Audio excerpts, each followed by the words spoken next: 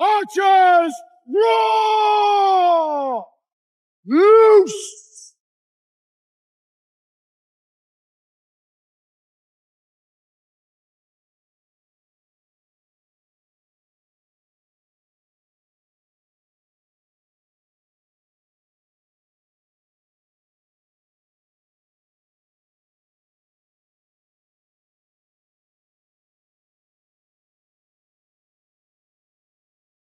Elysia Valaria! Last chance, princess!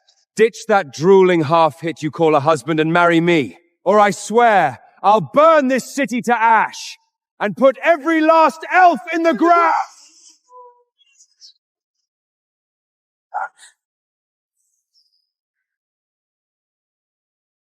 No, bad arrow, bad! Arthur, my love, listen to me. Hide this, and don't let anyone see it. It opens a chest. Enough gold in there to keep you safe. Long after I'm gone. I'm so sorry. I can't protect you anymore. No, Elysia, no sad, no cry. Look, pretty blue for wife. Forget me not. It's beautiful, Arthur. Thank you. The Waynes are too strong. To save my people, I have no choice but to marry Harry Wayne. I'm so sorry. No sorry, no. Elysia pretty, wife pretty. I've never once stopped loving you, Arthur. I just wish your mind hadn't been hurt like this. That you could protect me. Be my hero. Maybe we could still be together.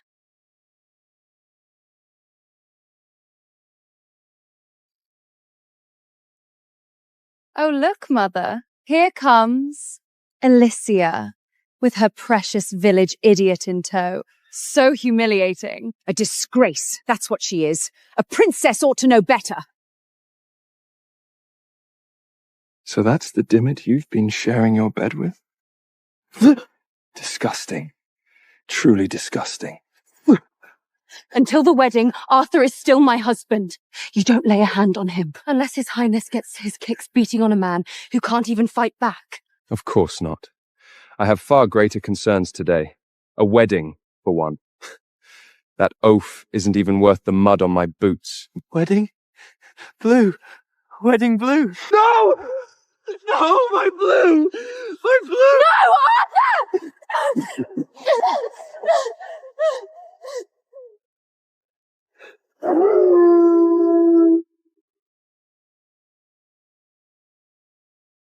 Elysia! No! No! I've never once stopped loving you, Arthur. I just wish your mind hadn't been hurt like this. That you could protect me. Be my hero.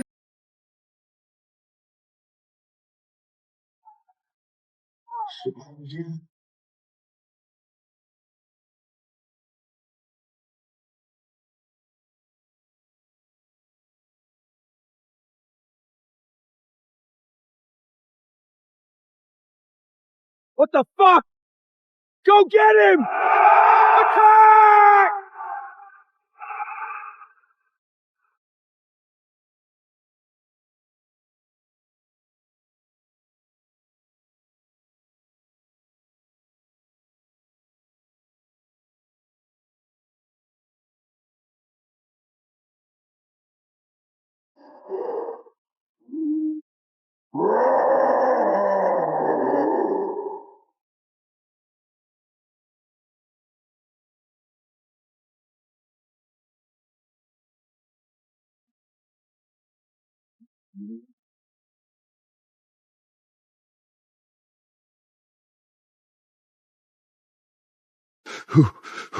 Who the hell are you?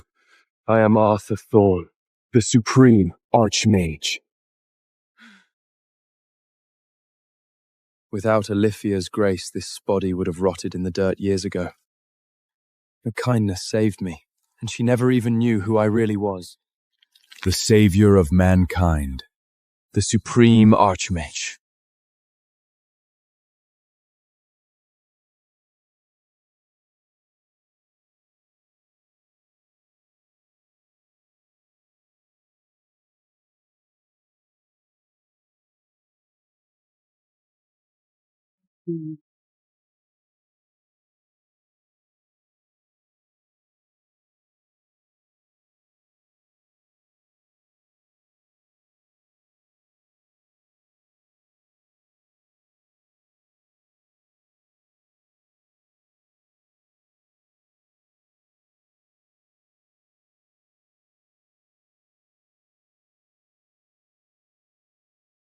Stay back. You're not ready for this. Hate to crash the party, but the town's closed for the day.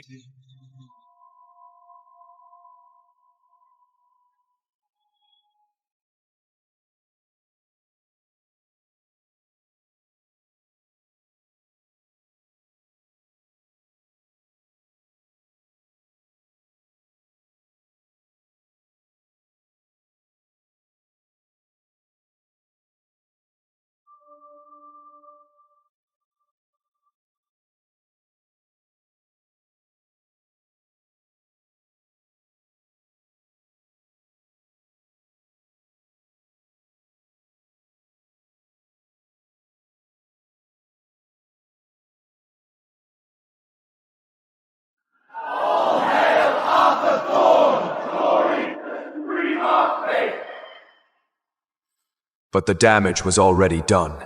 The beast had ripped the heavens wide open, a rift so vast I had no choice. I cast my soul into the cosmic void to stitch the stars back together. And my mortal shell, it wandered the realm, hollow, soulless, for 25 years, until Elysia found me. Hey, are you alright? Are you hurt anywhere? It's okay. Easy now. Come on, let's get you off the street.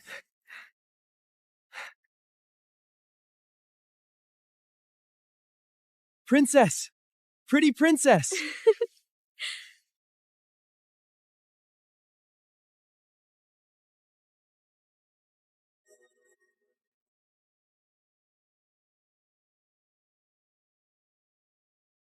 The prophecy was always clear. On your 20th birthday, you would cross paths with your soulmate. Look at him. Elysia, fate has spoken. This is the husband you were promised.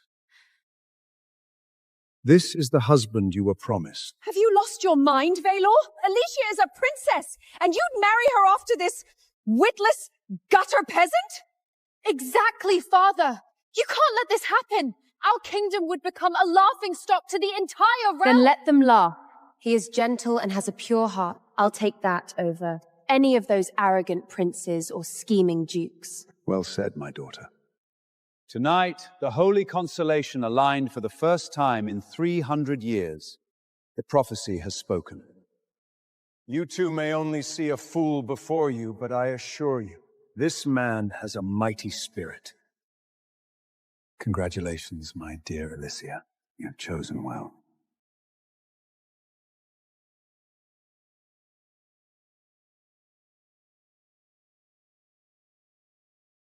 Don't you worry, Arthur. From this day on, this is your home, and I'll protect you from everything, from everyone.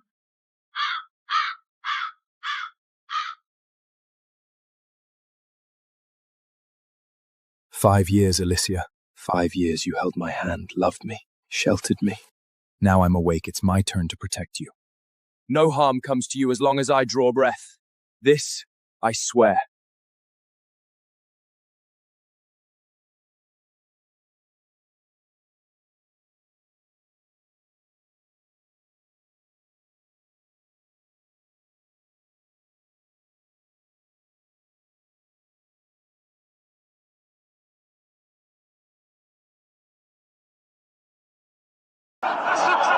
Harry Wayne is nothing more than another rat amongst the mischief. If he lays one finger on my wife, then I'll burn his entire kingdom to ashes. You dare insult our prince? Kill him!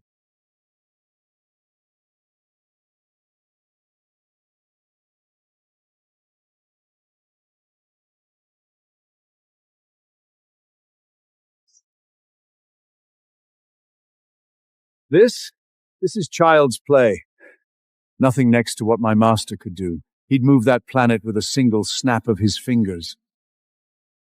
Wait, can it be? Master, you've come back!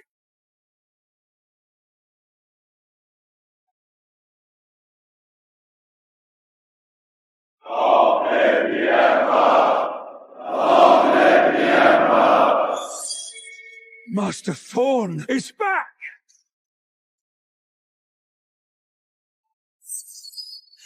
He's awake. The Master's finally awake. Mending that tear in the cosmos could take me 30 years. While my soul is adrift, the realm is yours to guard. Here, take these rings. They'll amplify your power. Wield it wisely, and watch them closely. The day I awaken, they'll blaze like the sun. Thank you, Master. 30 long years, and our Master has returned at last. Gather your things. It is time to go greet the Supreme Archmage. We ride for the Wayne Kingdom. The time has come to welcome our Master home.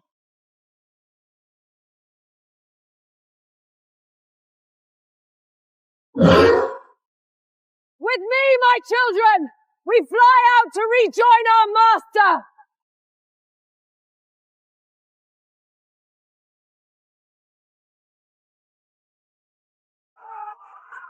Well now, this ought to be fun.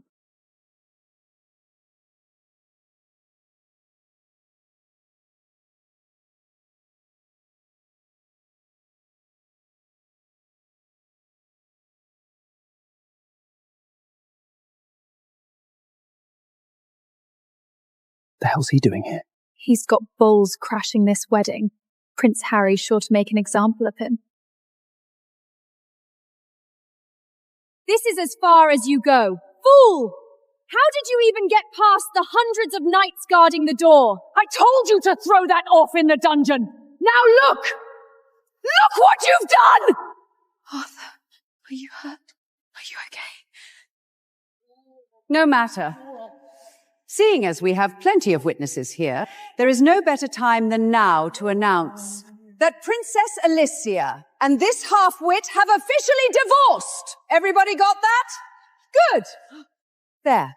Now you are lawfully free to marry Prince Harry. Please, Mother. I've already agreed to all of this. There's no need to further humiliate Arthur in front of everyone. And what of it? Prince Harry is heir to Wayne Kingdom. He'll bring us glory, power, endless wealth. What's this filthy moron got that comes anywhere close? The Wayne Kingdom is but a tynus. Say the word. Elysia!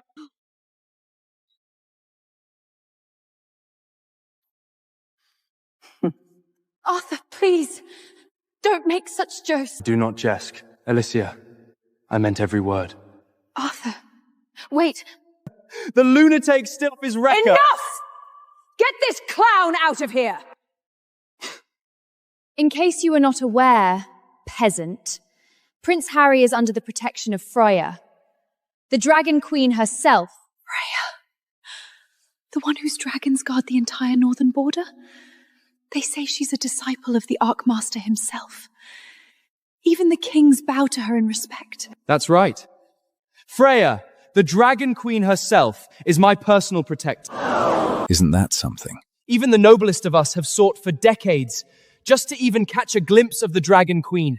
I beg you, my prince, I would offer up all of my fortunes if I could get to see her dragons, even from a mile off. Rest assured, my friends, for the Dragon Queen herself is already on her way to... I grant you all the honor of bearing witness. Something funny to you, peasant? You hide under the dragon's wings, using Freya's name to bully the weak. Your Dragon Queen answers to me. I've never seen him look so desirable. What a moron. Do you even hear yourself? The Dragon Queen is no mere general. She commands the infinite wealth and power of the Dragon Clan. For a clueless madam to speak of her with such insolence, how dare you? Gut trash. Never mind Freya, even my hounds are worth more than you. Get on your knees! And maybe I just might spare your miserable life. You dare lay a finger on my wife, and I'll squash you like the pathetic little bug you are. Whatever this whoreson is offering you, I pledge you 1,000 times better. This creature is going insane. Sister, hurry and bring him to the asylum before he completely loses his mind. Enough of this. Elysia, you have been taking care of me for the past 5 years. Now it's my turn, I swear. I'll protect you for the rest of your life. No harm will ever come to you again. So your brain works now? Good. That means you can finally stop leeching off our family. Let's put it in writing. Sign this. Make it official. You and Elysia are finished. Done! Over! Elysia, our family has no choice. Sign the paper, marry Prince Harry, and we will all survive. With the Wayne Kingdom behind us, our people would thrive. We could even conquer our enemies. You've already wasted 5 years on this fool! Just sign the paper, Elysia. If it's truly what you want, then go ahead and sign it. I'll leave now and I won't bother you again. But if it's not, Then I give you my word. I won't let a single soul force you into it. What I want is you, Arthur. I'm not signing it. You stupid brat! You've just signed all of our death warrants! Curse you. Gonna drag us all to hell with you. Leave me be. This is my choice, and I am not abandoning my husband. I'm not leaving Arthur. You brainless wench. Sign the paper and marry me, or I will wipe every single elf off the face of this realm!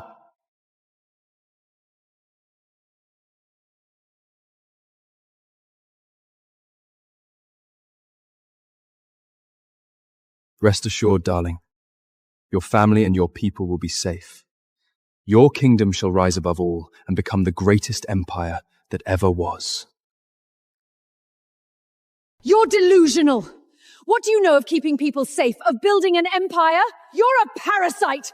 A stain on our family name! You have brought us nothing but shame for 5 years! You were a homeless beggar who couldn't even afford a wedding gift, much less even dream of marrying a princess. What makes you think I couldn't afford a wedding gift? You leeched off us for 5 years. You've not a cent to your own name. What would you have brought? Flowers? You know what? I like where this is going. How about this? Bring forth a gift to the family of the bride, and if it's more lavish than what I've prepared, then I'll let you walk out of here alive. Otherwise, I'll have you beheaded on the spot. No! You are nothing to me. I wield powers beyond your imagination. You do have a death wish, don't you? Prince Harry, please. This penless lunatic is not worth your time. There's no way he has a gift on him. You know, you're really starting to upset me. So if you're not going to bring out any gifts, then I'm going to have to make you suffer. You will die a horrible, agonizing death, and afterwards your Elysia will be my prize. He deserves no less. Just kill him already, my prince! I'll accept your challenge. But if I win, then you and you must kneel before Elysia and beg for her forgiveness. Who do you think you are, peasant? You think you can make me kneel? You aren't even worthy of licking my boots! We shall see about that. As for you, open your eyes and watch closely.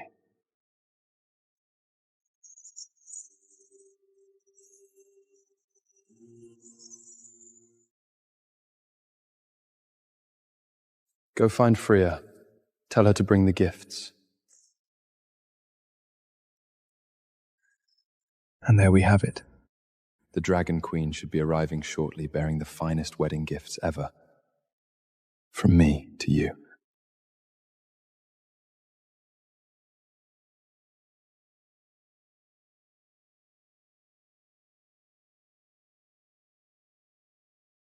The master requests that you bring forth the finest wedding gift for his wife. As he wishes. Let him know I'll be right on it. Let's go, Ignis. Don't give me that. I wouldn't be alive today if not for Master Thorne. It's okay. You're safe now. No one will ever hurt you again.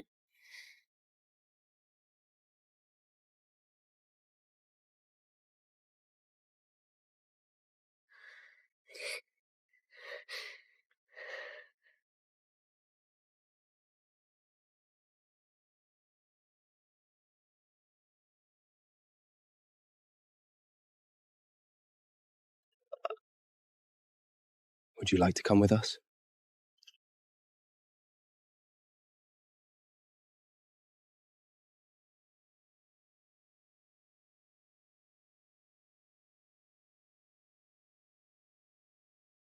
Master Thorne is no mere mortal. He is ageless. He's been wandering this galaxy for who knows how long. Most importantly, he taught me how to live with dragons. With you. Yes, I am very lucky indeed. Now it's time to repay his kindness. What say we go find the greatest wedding gift ever? As if pretending to be a fool for 5 years wasn't enough. Now you're resorting to cheap tricks? How shameless. As if the Dragon Queen herself would bring gifts on behalf of a piece of gutter trash like you. Taint Freya's name with the blasphemy you spew. That is my protector, the supreme sovereign of the Dragon Clan. Disrespect her like that again, and you're not going to appreciate what happens next. I can see you hold Freya in high regard. Harry Wayne, don't wet yourself when you see her come to deliver my gift personally.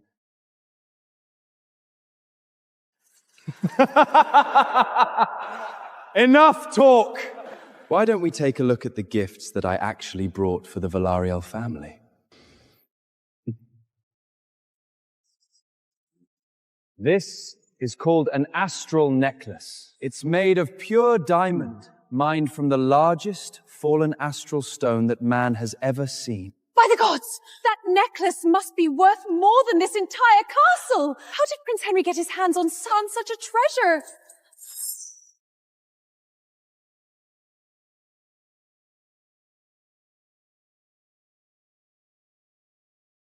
Next, we have 1,000,000 gold coins, along with the charter to the richest county in Wayne Kingdom. The tax revenue alone will net over 10 million gold a year. 10 million gold? We're rich! Imagine all the luxuries!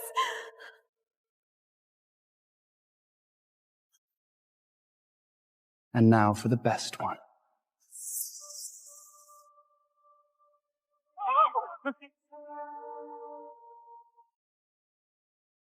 That's the Ashen Phoenix! It's rumored to only live in the coldest of snow mountains. I heard that its feathers could make potions that grant eternal youth. Merely a single feather from this creature will purge all of your illnesses and grant you decades of youth. Consider this my ultimate gift for your blessing. By the gods, my prince, you are too generous. They say that kings would trade their entire kingdoms for this creature. Prince Harry's wealth is beyond imagine. Eternal youth. With this, our family will rule for another century. Prince Harry, you truly are a gift from the gods. Enough games, Elysia. You must dump this pageant and marry the prince right now. Behold what real power looks like. Now let's see what you have to offer. Is that all you have? Just some paltry trinkets? I'm almost embarrassed for you. That's enough from you! Burn him to ashes!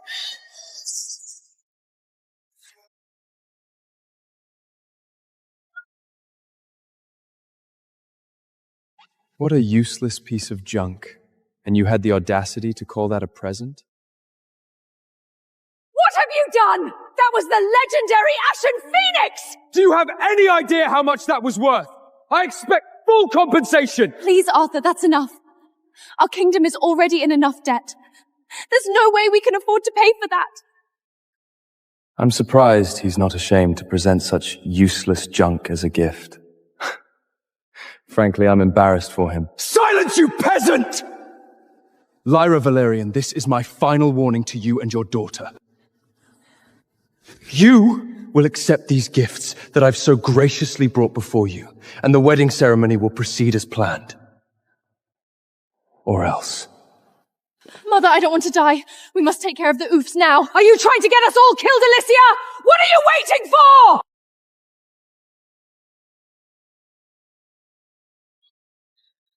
Relax, Elysia. Here, accept this ring as my gift to you. With it, the entire realm is yours to command.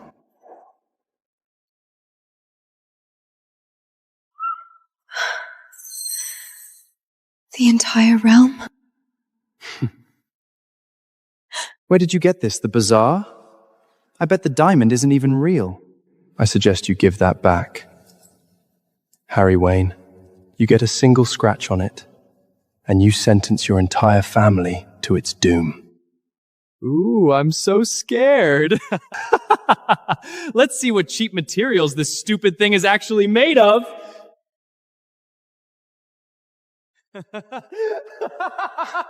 I am a prince, and you are nothing but a worthless peasant. What makes you think you can stand against me?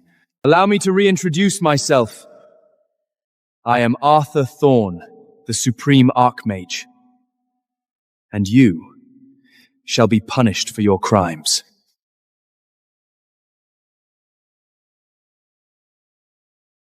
For more than a dozen generations, the Vanderbilt family was a certified sausage fest. Not a single girl in the entire genealogy. Until me. The day I came home, my 8 older brothers immediately swarmed me. Sebastian, the oldest and a billionaire tech prodigy, slid a black Amex card right into my swaddle. Keep it, princess. The pin is your birthday. Damien, my second brother, the Mufia king, poked my cheek with a calloused finger. She's so tiny. Are we sure she's not made of glass? Julian, the doctor, scoffed, spraying Lysol into the air. Get away from her, you heathens. You're tracking in germs. That was how my 8 brothers put me on a diamond-encrusted pedestal, spoiling me like a princess. Then I started my junior year at Ridgemont Prep. And met the devil in high heel, my pre-calc teacher, Mona Sutherland. She practically worshipped the boys and made it her life's mission to loathe girls. When she decided to publicly humiliate me over my period, she picked the wrong girl to mess with. She has no idea that my 8 insanely powerful, billionaire brothers spoil me absolutely rotten. And they are about to descend on this school to unleash literal hell. Earlier that morning, during break, Miss Sutherland was perched on the edge of Tyler Brooks's desk, on it, one heel swinging, laughing too loud at something he'd said. Tyler is 16. She's 31, as is too small. Tyler held out a hot Cheeto. She opened her mouth and took it right off his fingers, then patted his thigh. God, you boys are such an escape. Tyler grinned. She reached across and stole a goldfish out of another boy's lunch. The girls in this school file a HR complaint if you breathe wrong. Last week, one of them tried to lecture me about boundaries. Boundaries. I was like, sweetie, I was homecoming queen. I know what a boy is. Tyler laughed. Mrs. Sutherland, you're literally not like other girls. I know. It's why my TikTok pops off. I wasn't paying attention. I was at my desk, sipping my iced matcha and scrolling Pinterest. My friendship bracelet stack clicked quietly against the diamond cuff Sebastian had given me for my sweet 16. A shadow fell across my screen. Miss Sutherland had crossed the entire room to stand over me. The flirty laugh was gone. Cute bracelet. Daddy bought that for you? Her voice was acid. Some of us actually had to earn our jewelry, Vanderbilt. You wouldn't know what that's like. You walk in here every day dressed like a Sephora ad, looking down your nose at the rest of us. Who exactly are you trying to impress? The room went silent. The girls looked up, alarmed. The boys leaned in for the show. I set my matcha down, looked up at her, polite. Mrs. Sutherland, I think you might be the one impressing somebody. You were sitting on Tyler's desk. A beat of dead silence. Someone in the back row choked on a laugh and buried his face in his hoodie. Miss Sutherland's face went red to the hairline. Excuse me? I'm just saying. There's a Title IX hotline poster literally behind your head. Vanderbilt, you are going to regret that. The bell rang. Miss Sutherland marched to the front and slammed her textbook on the desk. Sienna, stand up. Answer this one. I stood. She flipped to a random page in the AP Calc book. Except this isn't AP Calc. This is regular pre-calc, and the problem she chose was an integral we wouldn't see until next year. I opened my mouth. She cut me off. What, nothing to say? You had plenty to say 5 minutes ago. She started pacing in front of my desk, but her eyes were on the rest of the class. Some of you girls think you can coast through high school on Instagram filters and daddy's credit card. I'm telling you right now, out in the real world, nobody's going to baby you. You're in for a rude awakening, Vanderbilt. Men don't actually like girls who can't do anything for themselves. She lectured for a solid 5 minutes. I just tilted my head, the real world, lifting a finger. But my brothers had been pretty clear that I was never going to see the real world. They had it covered. Miss Sutherland slammed her hand on the desk. What is that look on your face? You think this is funny? Step out into the hallway. Now. A girl 2 rows over whispered to her seatmate. She is being so weird with Sienna right now. She's been weird with every girl in this class. Did you see what she put in my comments on Insta? I didn't move. I just looked at Miss Sutherland. Are you deaf? I said out! Okay. I picked up my pink Goyard tote and walked out of the classroom. Past her. Past everyone. Then I just kept walking. down the marble stairs, out the front doors, past the security desk, straight to the curb on Park Avenue. She said get out. So I got out. I pulled out my phone and ordered an Uber Black home. I scanned my thumb against the biometric lock of our brownstone, the heavy oak door clicking open instantly. I'm home. Sebastian appeared from the kitchen in an apron over his dress shirt, sleeves rolled up his forearms, spatula in hand. He glanced at the antique clock in the hall. It's barely 2. Since when does Ridsman Prep let out before 3:30? I dropped my Goyard toad on the velvet couch and stretched out. I just didn't want to be there anymore. Sebastian set the spatula down, looking completely unconvinced. Funny. My phone hasn't pinged with a single attendance notification from the parent wardle. My teacher literally told me to leave, so I left. I grabbed the Eruhan smoothie he'd left on the coffee table. By the way, whatever you're burning in there smells expensive. He didn't push it, but I clocked him glancing back at me twice through the kitchen archway. A few minutes later the front door opened again. Julian came in, loosened his tie, dropped his hospital ID on the entry table. He came straight to me and pressed the back of his hand to my forehead. Early dismissness? You coming down with something, kiddo? I'm good, Jules. Honestly, all I wanted today was to see my amazing brothers and get a giant hug. He and Sebastian exchanged a look. I knew that look. That was the something happened at school, look natural until we destroy whoever did it, look. Damien wandered down the stairs next from his home office, tie crooked.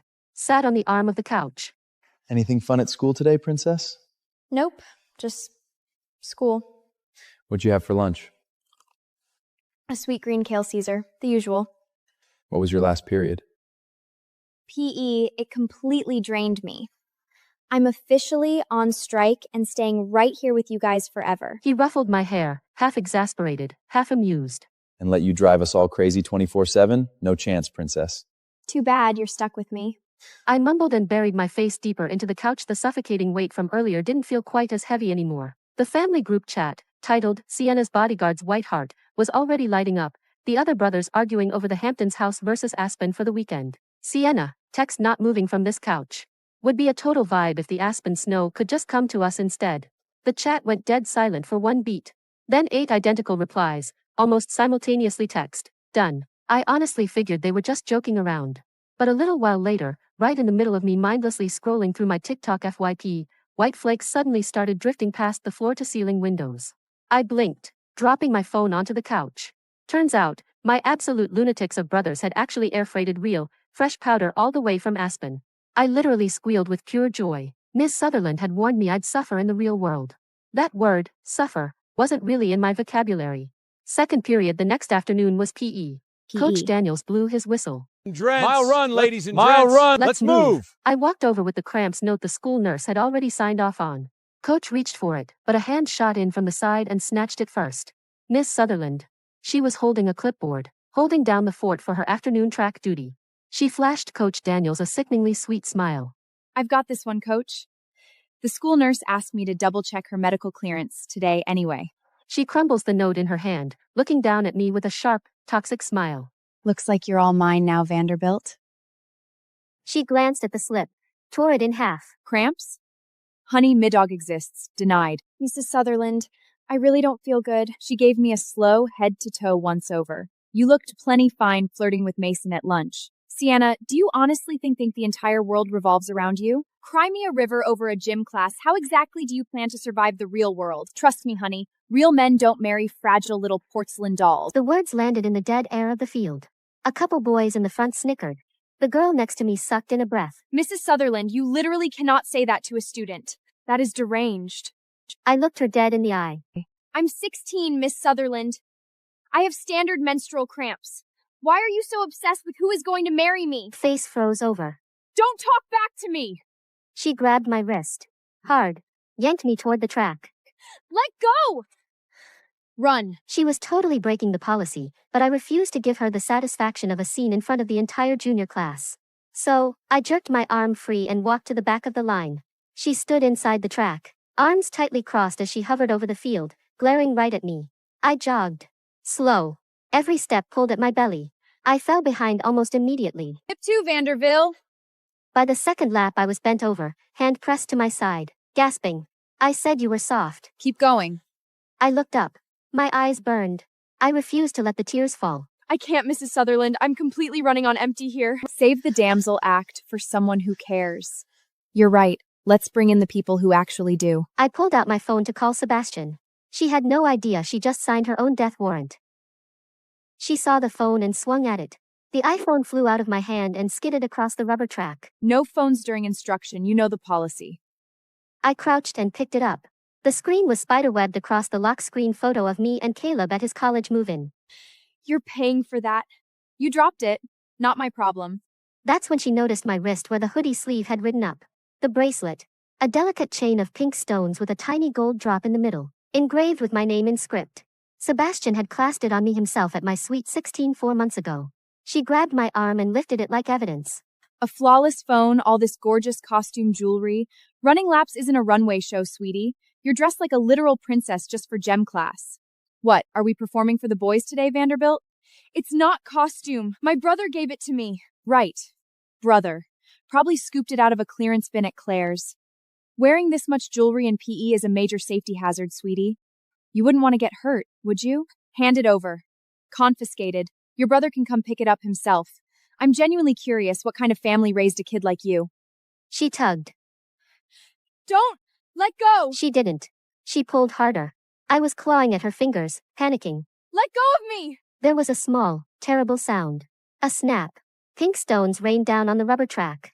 The little gold drop with my name on it bounced once and rolled straight into the storm drain grate at the edge of the field. I dropped to my knees. Tried to gather the stones in shaking hands. My breath wouldn't come right. It hadn't been the running. It hadn't been the yelling. I hadn't cried for any of that. But Sebastian had fastened that bracelet on my wrist himself, and now it was on the ground in pieces. Miss Sutherland brushed her hands off like she'd touched something sticky. Plastic falls apart. Welcome to reality. Stop the dramatics. I closed my fingers around the broken chain. Stood up slowly. Looked at her. Then I turned and ran. Past the bleachers. Through the side door. Up the marble stairwell. 3 flights. 4. 5. Until I shoved through the alarm-rigged door to the roof. The alarm didn't go off. Of course it didn't. Half the wiring in this building was older than my grandfather. The whole school heard about it within minutes. The quad filled with kids in plaid skirts and navy blazers staring up, phones already out, recording. Yo, is that Sienna Vanderbilt? What is she doing? I stood near the parapet. Not stupid close. But close enough that nobody was breathing. The tears were coming hard now.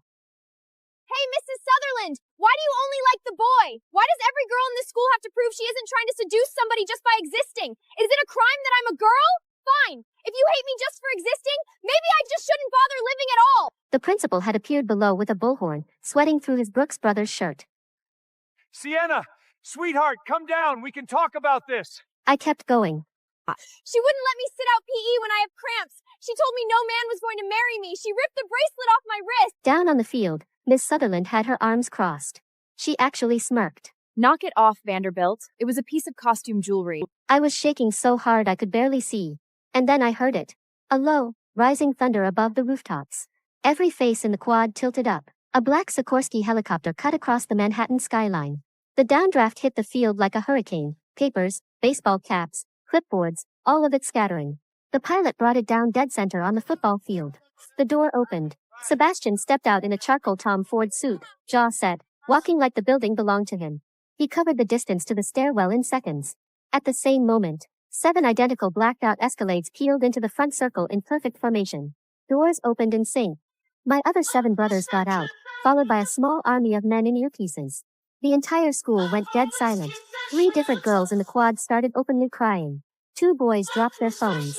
The Vanderbilt's brothers, the ones every gossip account in the city had been speculating about for years, were finally, all 8 of them, in one place.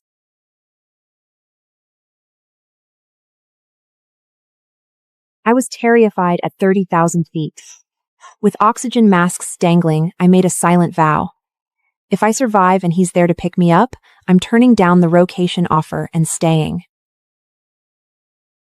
4 a.m., just as I landed, an Instagram notification lit up my phone.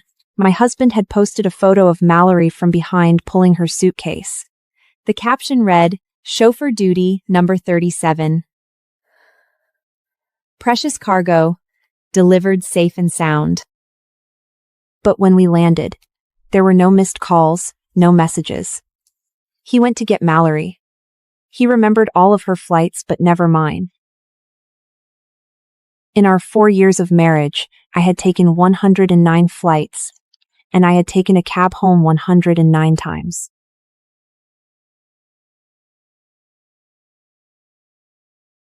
The worst was a stormy night when a fake rideshare driver wouldn't let go of my suitcase. I hid in the terminal bathroom for half an hour before I finally get an Uber. Kind of a late night to be traveling all by yourself, young lady. Hubby or family couldn't come pick you up? It's fine. It's too late to bother anyone. Yes, never again. My relocation application had been approved and the divorce papers were signed. This was the last time I would ever land for him.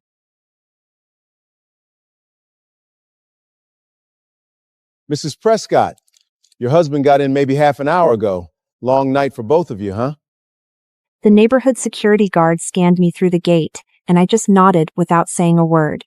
The elevator took me to the 12th floor. I inserted the key into the lock. The door opened from the inside. Ethan was standing in the entryway, holding a glass of water, his hair completely messy. Oh, you're back? Thought I heard the elevator. Yeah. When'd you land? 4 a.m. Wait, that early? I thought you'd be home tomorrow. I sent you the message, the flight number, the landing time, everything. Things have just been so crazy busy lately. I must have missed it. Busy with what? Mallory's project ran into some issues, and she was a total wreck. I stayed with her for a while just to talk her down. He took my suitcase, leaned it against the wall, and turned toward the living room. Why didn't you just tell me to come get you? Seriously, I would have come. Weren't you already out picking up Mallory? Well, that's different. Mally's a young girl, and it's not safe for her to be handling the airport alone in the middle of the night. Plus, she's right on my way back. If you had just given me a heads up, I easily could have picked you up too. How was the flight anyway? Pretty smooth? It was fine.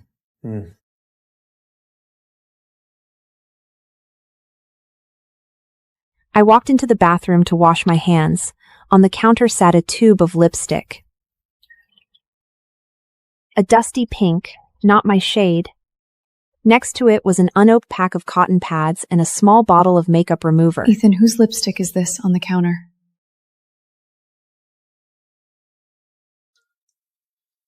Oh, that's Mallory's. She forgot it the last time she came over for dinner. Does she come over a lot?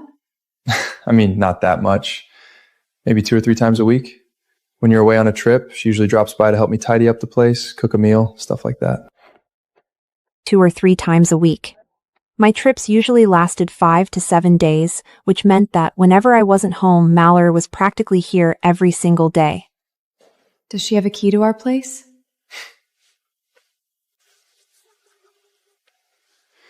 Yeah, I had a spare made for her. Just in case something happens while you're traveling, someone needs to be able to get into the apartment. Why didn't you bother to mention that to me? What's there to talk about? It's Mallory. She's not some stranger. He said Mallory wasn't a stranger. Then what was I? I dried my hands and walked into the living room. His phone lit up on the coffee table. He picked it up and glanced at the screen. Never start drama. It's not that I didn't want to blow up at him, it's just that making a scene wasn't going to fix anything. Mallory's asking if I can take her to her physical tomorrow. She's terrified about her getting blood drawn. Go. Wait, you don't mind? Why would I mind her? Good. I knew you'd be cool about it. Mallory always says you have the best temper, that you never start drama. He would just call me petty, tell me Mallory was just a friend, and say I was being completely unreasonable.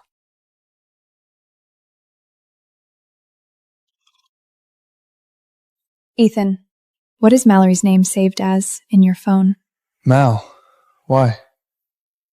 What about mine? He frowned slightly, clearly confused by the sudden interrogation. He flipped his phone over and looked at the screen. Elise Prescott. Something wrong? Mallory got a cute, intimate nickname. I got my full, legal name. No. Then let's get some sleep. You've got heavy bags under your eyes. Oh, by the way, don't touch that paper bag on the kitchen counter. It's a neck pillow I got for Mallory. She has a long-haul flight next week. Last winter, I had explicitly told him that my neck ached terribly during my endless long-haul flights and that I wanted a high-quality neck pillow. He had scoffed at the idea, telling me that planes provided free pillows and that spending money on one was a complete waste of cash. The bedroom door closed, cutting off the light. I sat alone in the crushing dark of the living room, tears finally blurring my vision. I reached into the hidden compartment of my Tuscase, pulling out the crisp sheets of the divorce agreement. Just then, a call popped up from the person in charge of the assignment on my phone.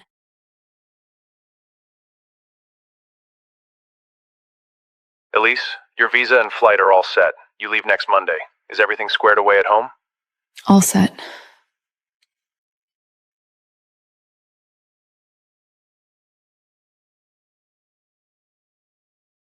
Hey, I need to hit the hospital today. Can you drive me? The hospital? What's wrong? My ears are messing with me. Ever since the cabin pressure changed on my last flight, my left ear won't stop ringing. Is it bad? I don't know. I need to get it checked out. Okay, I'll drive you. What time is your appointment? 10. Perfect. I'll head over to Mally's place first to grab a package for her, and I'll be back to pick you up at 9:30. Can you just drop me off first? The delivery guy left a huge box down in her apartment's underground garage. The garage lights are super dim at night, and she's way too scared to go down there and drag it up by herself. Why can't she go during the day? Because she works during the day.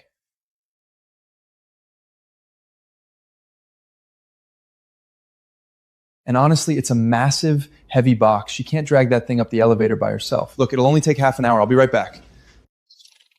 9:30 came and went, 10 o'clock came and went. By 10:15, the hospital app buzzed, alerting me that my appointment had been canceled due to a no-show. I called him. It rang 6 times before he finally picked up.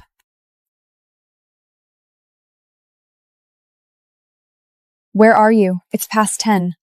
Hey, sorry. Mally wanted to go shopping after we grabbed the package. She needs a new suitcase and wanted me to help her pick one out. The background noise was loud, sounding like a crowded shopping mall. I missed my appointment, Ethan. Can't you just reschedule for this afternoon? It's not like it's a medical emergency. You promised to drive me. I know, but I can't really walk out on Malin right now. She's incredibly undecided. If I leave, she's never going to be able to pick anything out. Just go ahead without me. I'll head straight home as soon as I'm done here. Don't bother. He was helping Malini pick out a suitcase, while I sat at home waiting for him for an hour and a half, the ringing in my left ear growing deafening. I hung up, called an Uber, and went to the hospital alone. I had to check in again and wait for 40 minutes. After the examination, the doctor's expression turned grim. The eardrum is severely convestuated. When did this start? A week ago, during a flight. Was there severe turbulence? We hit a violent pocket of clear air turbulence. You should have come to the ER right away. You've experienced some mild hearing loss in your left ear. We need to start you on medication and keep a close eye on it. But I'm telling you right now, flying is completely out of the question for the next 3 months. What if I don't have a choice? It will get worsened. In a worst-case scenario, you're looking at permanent hearing loss. Holding my discharge papers, I walked out of the exam room and sat on a bench in the hallway for a long time. Elise, honey, are you back? How was your flight? I'm back, Mom. Everything was fine. Ethan picked you up, right? Yeah, he did. Good. As long as you two are happy, that's all that matters to me. Mom, the relocation was approved. I leave next week. For how long? A 1-year contract. And Ethan is really okay with you going that far away all by yourself? Mom, I'm fine. Don't worry about me. Elise, be honest with me. Is something going on between you and Ethan? When your dad was hospitalized last time. You took a whole week off to take care of him, and Ethan didn't even call once. The time Dad was hospitalized, I had stayed by his hospital bed for 7 days. Ethan hadn't called once, nor had he sent a single text. Hey, Mallory has a terrible cold. I'm at her place making her some ginger soup. My dad is in the hospital. Oh, is it serious? You should probably stay a few more days then. I've got things covered at home. He had things covered at home, with Mallory. Mom, I'm really fine. I hung up. At 3 in the afternoon, a text from Ethan flashed on my screen. I stared at the words. Only after he had spent his entire morning catering to Mallory's whims, trailing behind her through department stores, pick out a damn suitcase, did he finally remember to ask about his own wife. Nothing major, just need to rest. Good to hear. I'll make dinner tonight. What are you in the mood for? Whatever.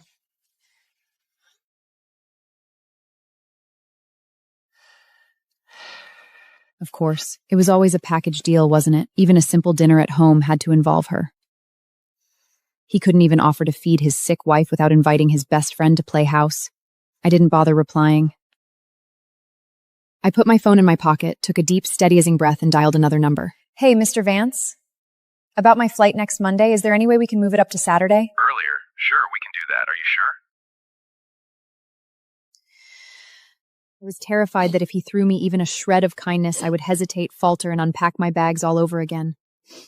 It was just like every single time I landed at that wretched airport. I would always linger an extra pathetic minute at the arrivals gate, scanning the crowd, drowning in a desperate, foolish hope. What if he actually shows up this time?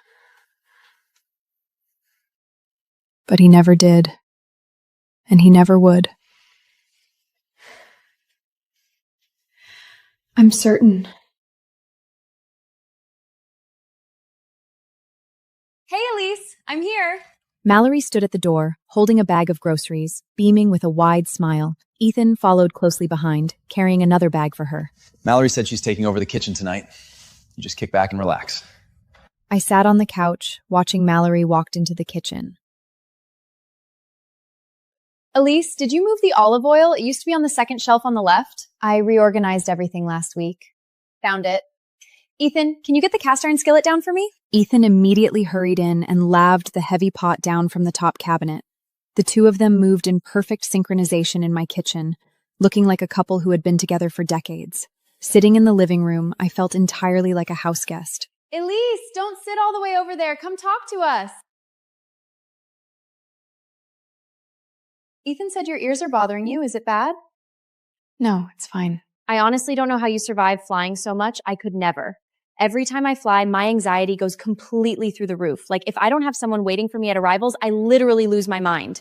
And that was why Ethan had gone 37 times. Elisa, do you always just go to the airport by yourself when you travel? Ethan doesn't drive you? Oh, she's fine on her own. She's way more independent than you. She doesn't need anyone babying her. It wasn't that I didn't need anyone to care. It was that even when I did, no one was listening. Well, that's true. Elise really is a superwoman. Unlike me, I honestly don't know how I'd survive without Ethan. Dinner was served, beautifully presented and smelling delicious. Ethan, try the ribs. I made them exactly how you like them, with that extra sweet BBU glaze. So good. Seriously, look at Mally's cooking. If you had half her skills in the kitchen, I wouldn't be stuck eating takeout every single day. He was openly criticizing my cooking right in front of Mallory. While I was away running myself ratty for clients, he was at home enjoying Mallory's home-cooked meals. And now that I was back, I was being compared to her. My bad. Oh, Elise, don't listen to him. Ethan just doesn't have a filter. Midway through the meal, Mallory pulled out her phone to show me something. Elisa, look. Ethan and I share our live locations so he can always keep an eye on me. One time, my flight was delayed, and he noticed my dot hadn't moved, so he called me out of the blue just to check on me. The screen was a map interface. Their two profile icons overlapped perfectly. She shared live locations with my husband. Meanwhile, I had sent him my flight information, and he hadn't even bothered to look at it. Elise, do you want to join our circle too? No, thanks. She doesn't need to. She takes perfectly good care of herself. Mallory excused herself to use the restroom. When she returned, she was holding something in her hand. It was a silver bracelet with a tiny airplane charm dangling from it. Ethan, look what I found in the bathroom cabinet. It's so pretty. I recognized that bracelet imminently. It was the first anniversary gift I had given to Ethan. I had designed the airplane charm myself. Its meaning was, with every takeoff, you'll be waiting for my landing. He had worn it for 3 months before taking it off, claiming it was annoying to wear in the shower. Oh, just an old bracelet. It's not worth anything. If you like it, go ahead and keep it. He gave away our anniversary gift to Mallory. Elaine, do you mind? With every takeoff, you'll be waiting for my landing. How utterly pathetic. I don't mind. Keep it. Ethan, time to wake up. Saturday morning at 6 o'clock, I set breakfast on the table. White toast, 2 over-easy eggs, the cheap drip coffee he liked better than the expensive one I had bought him for Christmas. He walked out, rubbing his eyes, and sat down to eat. Why are you up so early today?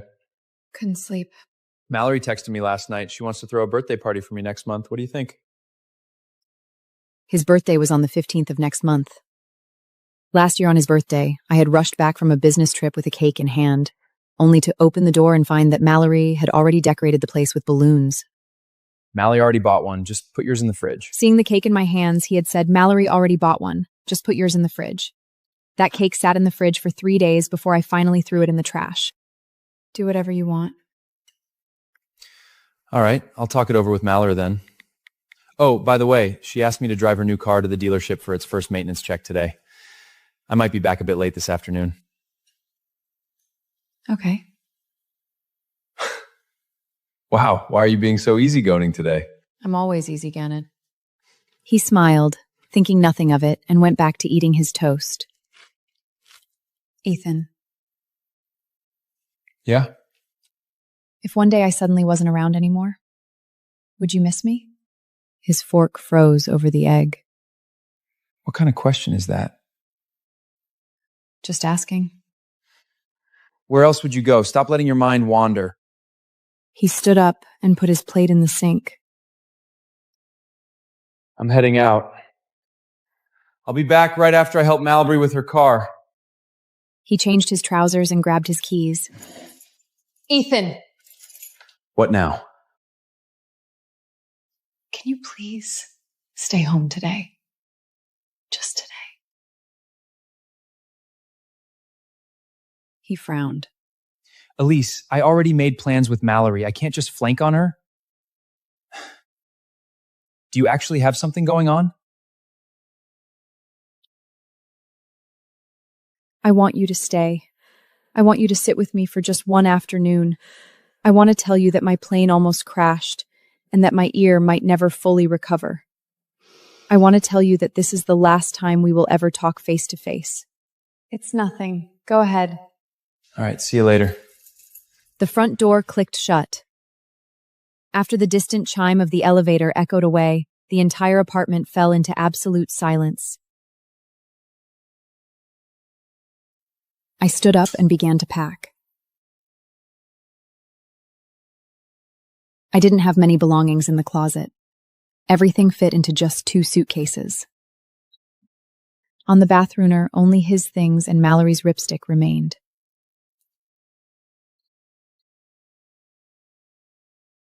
I left the row of strawberry yogurts in the fridge untouched. I picked up the framed wedding photo on the bookshelf, looked at it for a moment, and then placed it back down, face down against the shelf. Finally, I walked into the living room.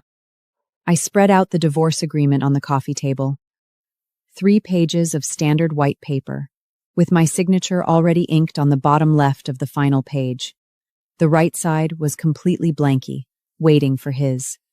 Next to it, I left a post-it note. The relocation paperwork is finished, and I'm leaving. Please review the agreement. If you agree, sign it and mail it back to the company's legal department. Pulling my 2 suitcases, I walked to the entryway. I took one last look at the place I called home.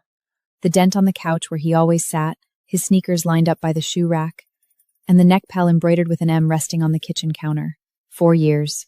This home was covered in traces of him and traces of Mallory, but there was barely anything left of me. I pulled the door shut gently, leaving it unlocked. Downstairs, the Uber was already waiting. As the car drove out of the neighborhood, I didn't look back. I switched my phone to airplane mode. 3 hours later, the plane landed. A new city, a new airport, and no one waiting for me at the arrivals gate. But this time, I didn't care anymore. When I turned my phone back on, a frenzy of notifications flooded in. It's all from Ethan.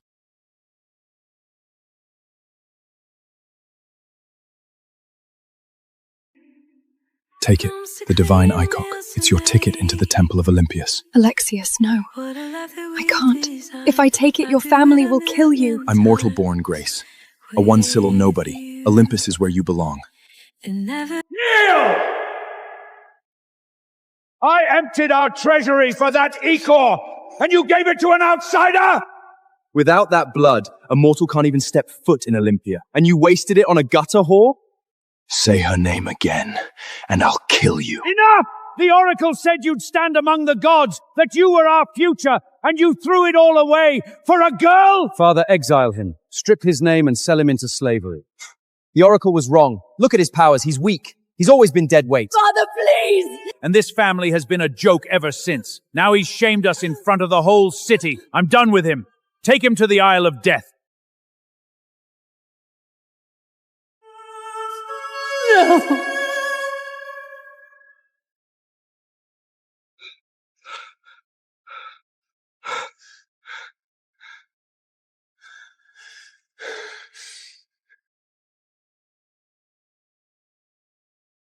So this is the Isle of Death.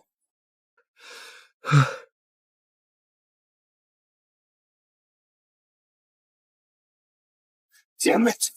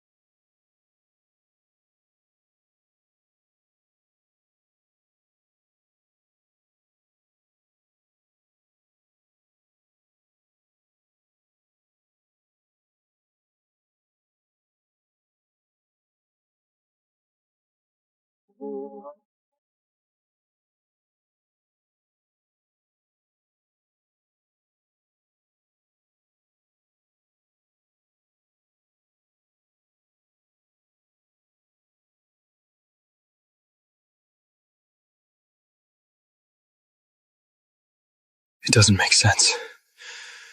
Why does my blood still read as mortal? 3 years in this hell, Grace. I'm coming for you.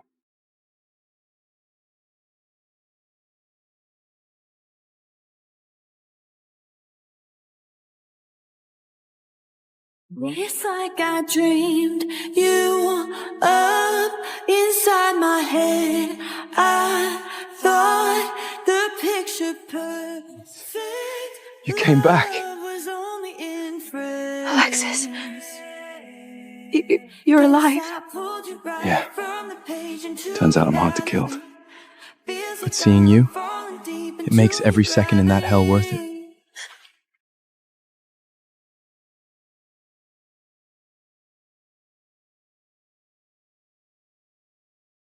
How have you been these past 3 years? The divine icon you gave me changed everything. The Temple of Olympius took me in. What's mine is yours, Grace. Always. So how far did you make it? I'm under High Priest Reed now. Wait, Reed? The hand of Zeus himself? Grace, you're one step away from becoming a demioid. You survived the Isle of Death. I assume you got a little stronger too. Actually, I already... Forget it, Alexis. Look at you. You were born mortal. A one-Sybil bloodline doesn't miracle its way to power. You got lucky and survived, but that's it. We aren't in the same world anymore. Let's end this. What? I'm engaged. Leon Poseidon, the chosen disciple of the temple, and a direct descendant of the god of the sea. And you? You're a nameless mortal who doesn't even know who his father is. Welcome home, Alexis. Welcome home, Alexis.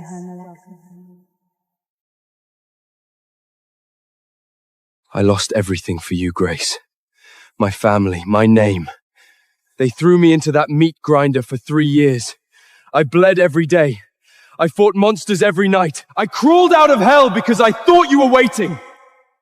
The whole world could spit on me, but not you. I'm sorry. This is a dragon fang. It will boost your bloodline. Take it. We're even.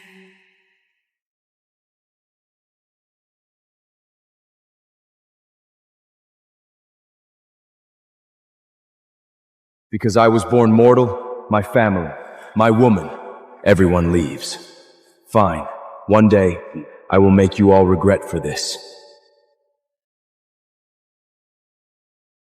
Impossible!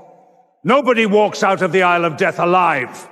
Maybe the gods wanted an exception. I didn't just survive, old man. I ascended. I am a demigod. A demigod? Oh, please. He's a one-sill nobody. No ichor, no ascension. He's bluffing, father. He's nothing but a fraud. Worthless piece of trash! You dare lie to my face? Oh, and in case you haven't heard, your precious Grace is the prize pupil of Olympus now. And better yet, she's engaged to a real man. You're just the city's favorite joke, brother. Father, Evan has already awakened the bloodline of Ares, a 5-Sibyl master. He is our future. Keeping this trash around only smells up the house. Father, please. I beg you. From this second on, Monica and Alexis are stripped of the family name. Exiled. Save the theatrics, Monica. Dying early won't change Father's mind. Disgusting. You will bleed for this. Every single one of you. Bleed? From a one-cell failure? You survived a death trap and now you think you're a god. Drag them out of my sight. Touch her and you die.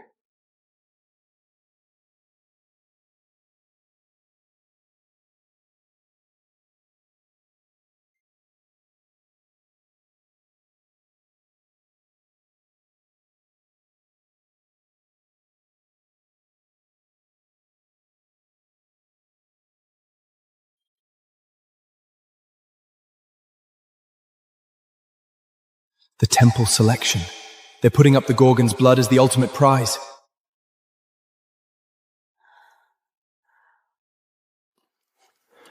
I'm sorry, Mother. If it wasn't for me, you wouldn't be here. Never say that. The world thinks you're nothing, Alexis. But I know who you are. One day you will shake the foundations of this kingdom. Under the bed, there's a cloth. Bring it to me.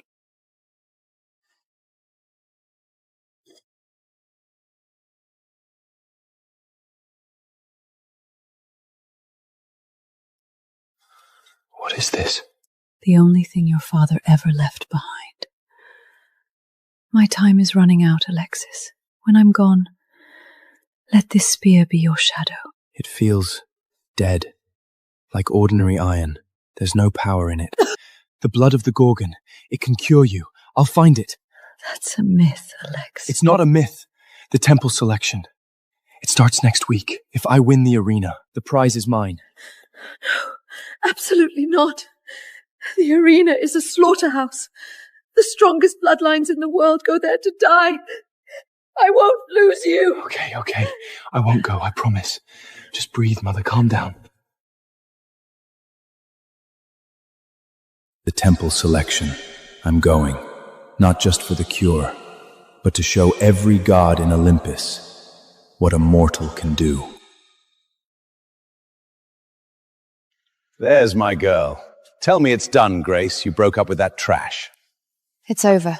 We're done. Good. Mr. Athena, always an honor. We're engaged, not married. Keep your distance. Still thinking about that loser?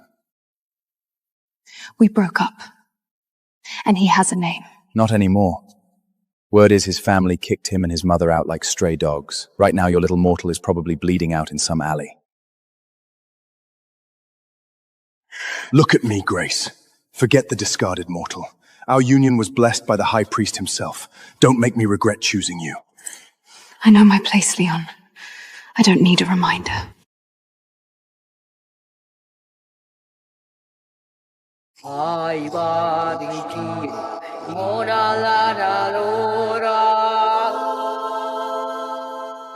High Priest, your presence honors us. Master, what could possibly bring you out of the temple in person? Last night I felt a divine aura. Something pure, ancient, erupting near this very city. An aura powerful enough to disturb you? Who could command that kind of power? Someone whose bloodline makes our gods look like children.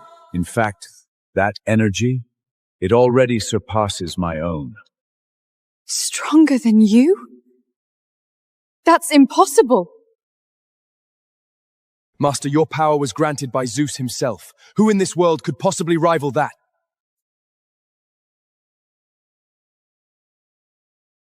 Mortals crawl at the bottom.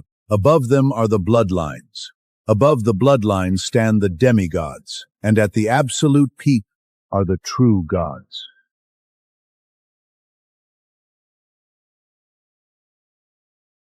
Master, are you saying a demigod walked among us last night? Perhaps not.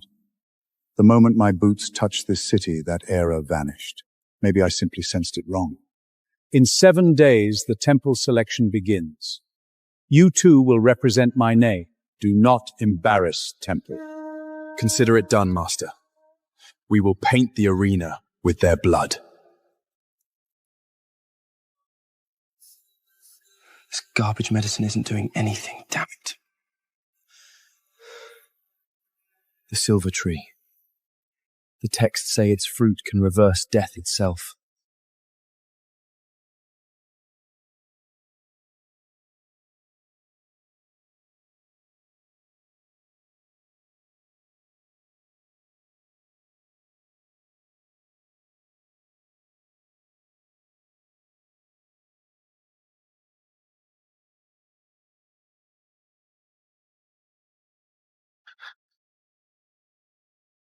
Stealing from the silver tree?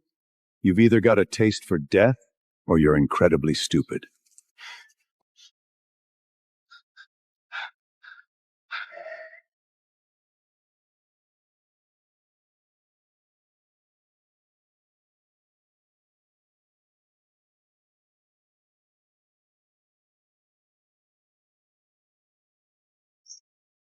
Drop the fruit before I decide how to die. Drop the fruit before I decide how you die. You have it wrong. My mother is dying. This fruit keeps her alive through the night. That's all I care about. The fruits belong to the temple. Mortals have no right to touch them. Then tell me something, old man. Does the temple's mercy only extend to the strong? Why do the gods look away when a mortal bleeds? Look, let's make a deal. I take enough to save my mother. You pretend you never saw me. Everybody wins. You think I am a stranger to the temple? I will grant you one final grace. Submit to the temple gods, and I'll ensure your execution is painless, not an option. The fruit leaves with me. Bold words for a rat.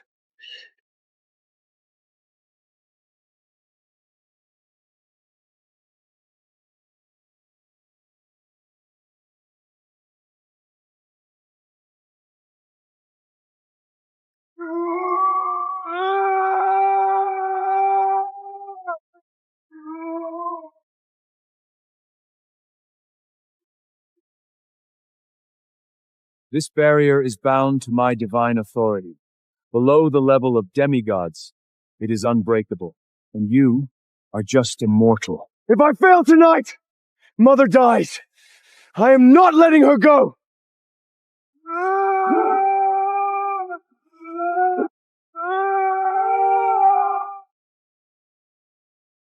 That's impossible.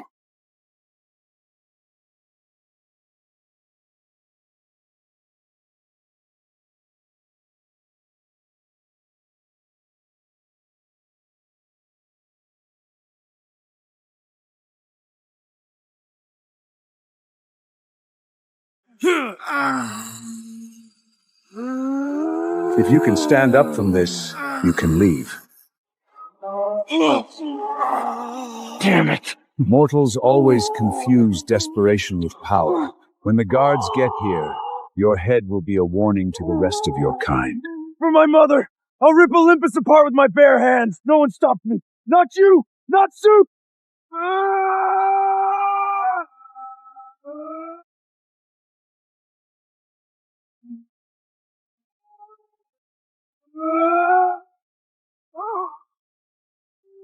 impossible!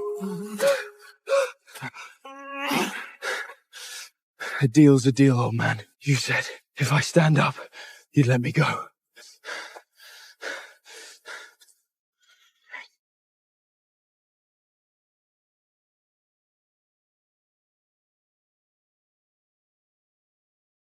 Why break your word? Because I need answers. What the hell are you? I can't let him see my face.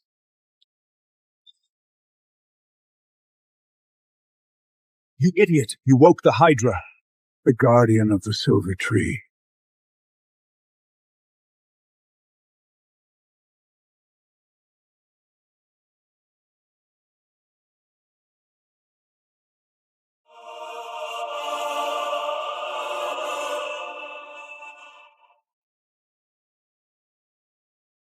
Drop the fruit right now, or you burn to ash. Never!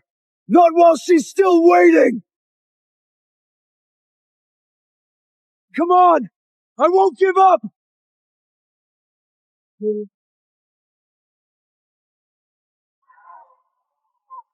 Not today.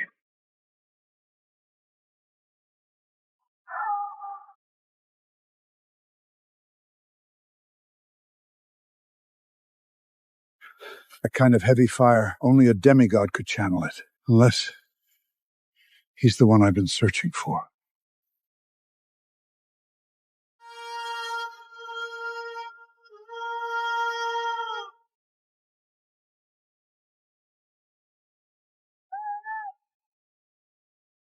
Listen well, competitors. This is the divine trial. If you are a mortal trying to cheat your way in, you will die. Know your limits. Now, let's begin. Evan Costa! Watch and learn, fake brother. Today the world sees who truly owns the Costa name. Hint, it's not the bastard.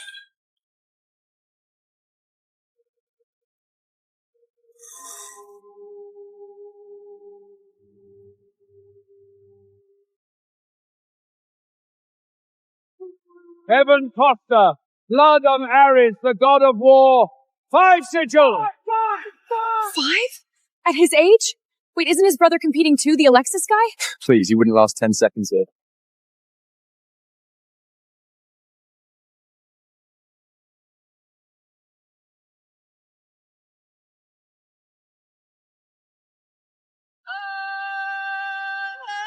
Grace Athena, blood of Athena, the goddess of wisdom.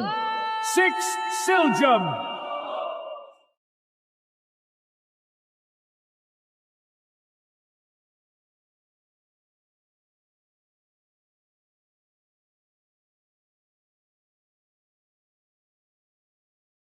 Leon Pozan, blood of the sea god. 7 Silja.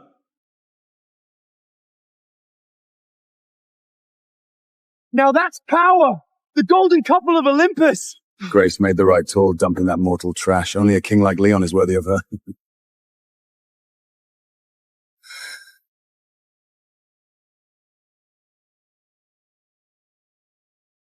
Ella Aphrodite.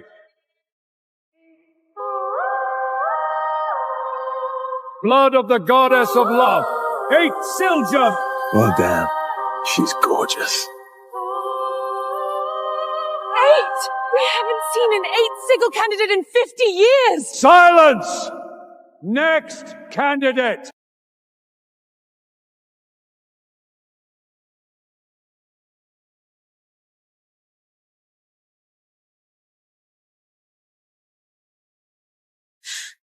Alexis.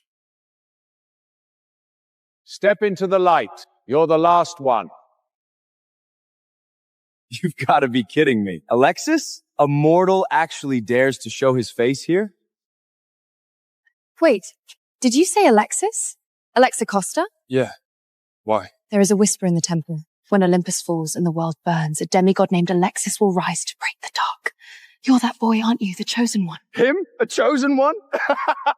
Because he's a fatherless bastard. His impure blood makes him forever a trash. The Costa spent 20 years waiting for that prophecy to come true. Turns out the kid's a loser. Stuck at one sill his whole life. Same family, same blood. Next to Evan, Alexis looks like a stray dog. Let's cut the crap, Alexis. We all know you're here for Grace. But sorry for that, you were never in her league. She belongs to a king.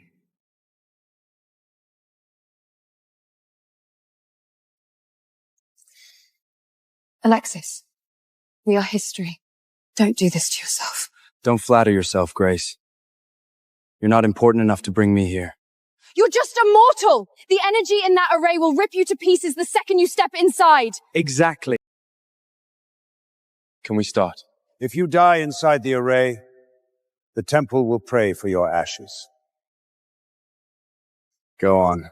I'm gonna love watching it grind you into dust. Then watch.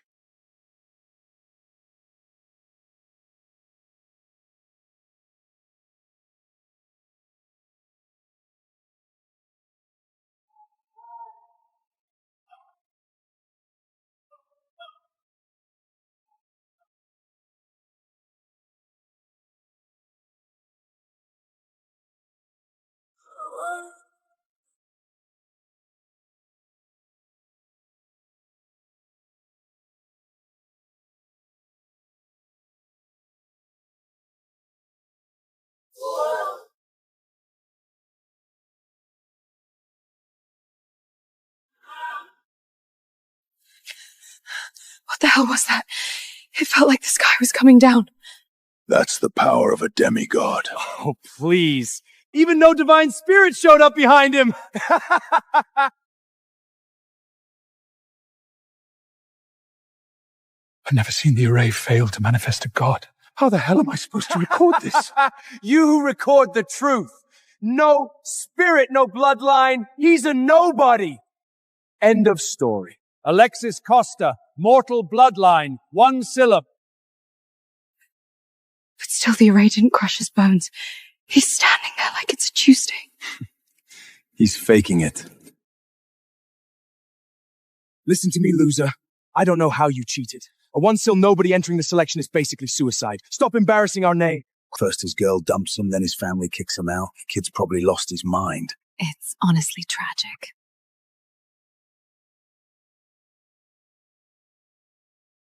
Alexis, you don't need to do this. Do what? This. Trying to prove yourself. You are risking your life in front of the entire kingdom. No matter how many stunts you pull, we are never getting back together. You seriously think I'm here for you?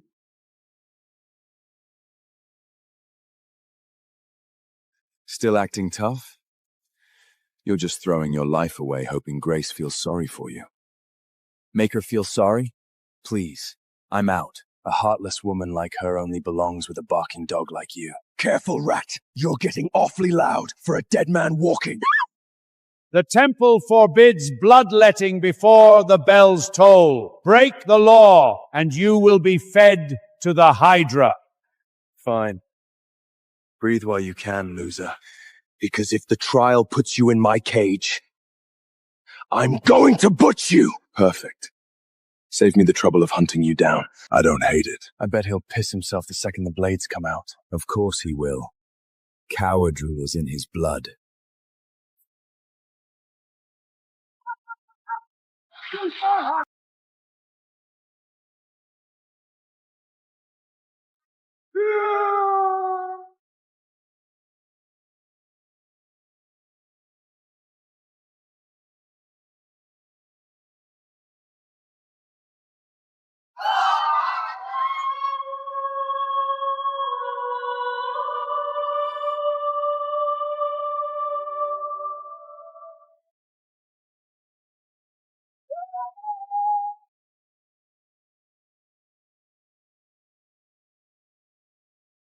No way!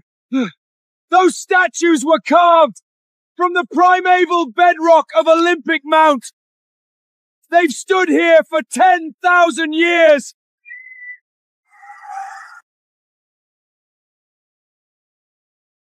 Don't tell me! It's Alexis, he did this!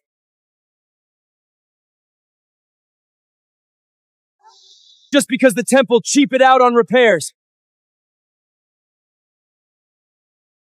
Fair point. Well, Looks like this trial awakens something truly dangerous. High Priest, it doesn't matter who did it. With you personally running the selection, nobody's going to dare step out of line. Don't be so sure. A few nights ago, a man broke my barrier with his bare hands. Even the Hydra at the Silver Tree couldn't stop him. Someone broke your barrier. That's impossible. That's exactly what's bothering me. He felt like a total mortal, but his power was like nothing I've ever seen. Guess the prophecy is finally happening.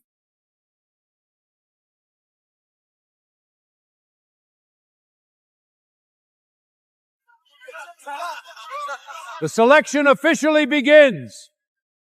First matchup. Alexis, please.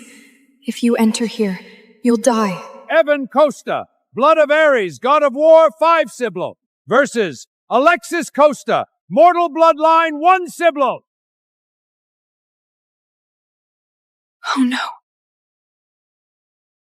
A 1 sil fighting a 5 sil? This isn't a fight, it's an execution. Evan! Show him zero mercy! Relax, father. To crush a nobody like him, I don't even need both hands. Die well, nephew. Your blood is going to buy our glory. Don't kill him too fast. I want the pleasure of snapping his neck myself. Understood, Lord Poseidon.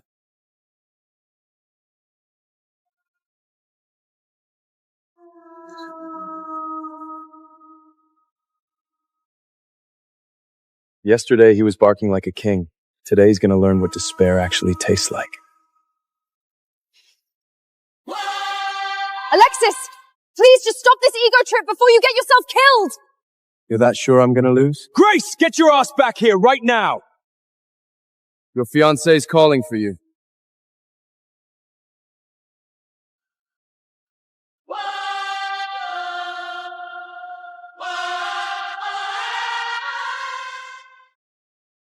Since neither side wishes to forfeit, let the selection begin. Perfect! Today, in front of the whole kingdom, I'm gonna break your spine so bad, you'll spend the rest of your miserable life crawling like a worm. Watch your mouth. It's gonna be pretty embarrassing when you're the one crawling. Good. Keep talking. Because today, I'm proving to the world that the so-called child of prophecy is a freaking joke. I am the true future of this family.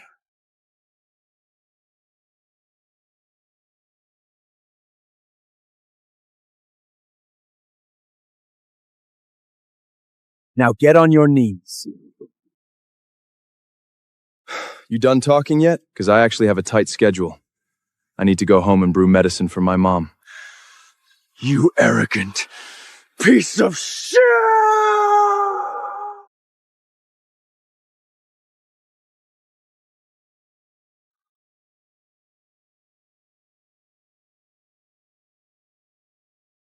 That idiot's finished.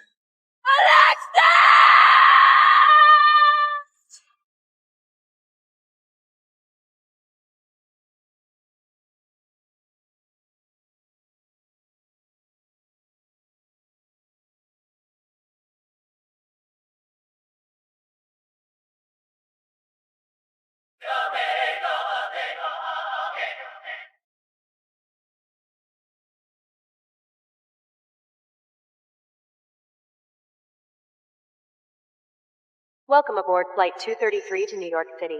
Wi-Fi is now available. We wish you a pleasant journey. Sir, your fiancée received her PhD from Harvard today.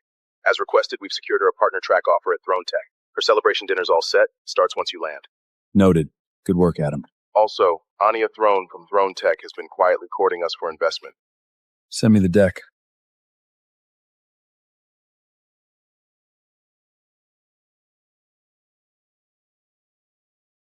Parker, just tell my grandma I'd rather die than marry John Caldwell. Boss, the Caldwells are our best shot at the Titan. It's a $1 trillion powerhouse. Your grandma sees this marriage as the golden ticket. We can't afford to say no. I'm not marrying a notorious playboy to save my company. I'll handle it on my own. The Caldwell family has already surpassed us in market share, unless you marry someone else first. Marry someone else?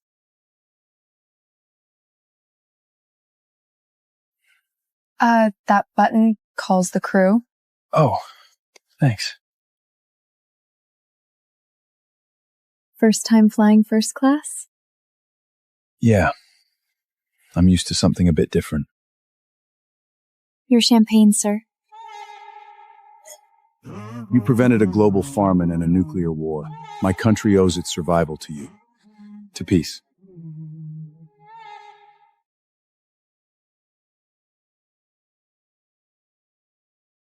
What did you do in Africa?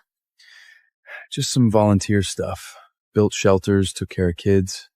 Oh, wow, that's pretty cool. He probably didn't make a cent doing that, but the way he talks about it, like it mattered, he's unlike any other man I've ever met. I'm Anya, by the way. Arthur. Well, Arthur, this might sound totally insane, but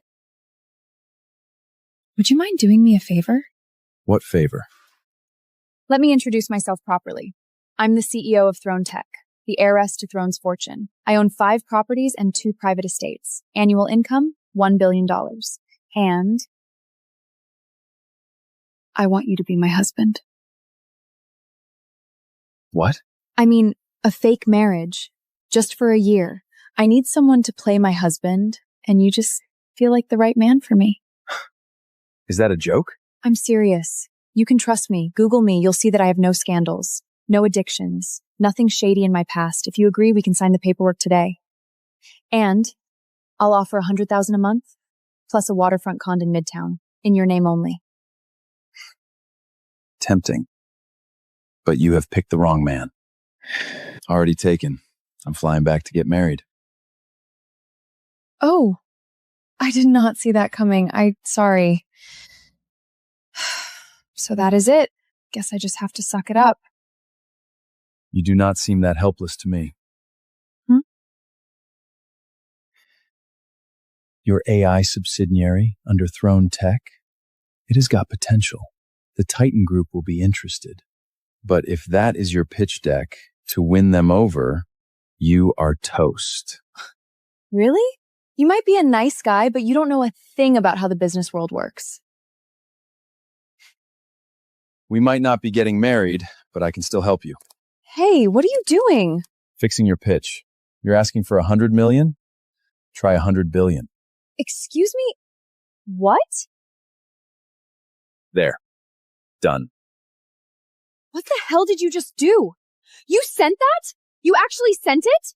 You were undersaying yourself. You hijacked my pitch! Do you have any idea what you've just done? I saved your pitch. Saved? You've ruined it!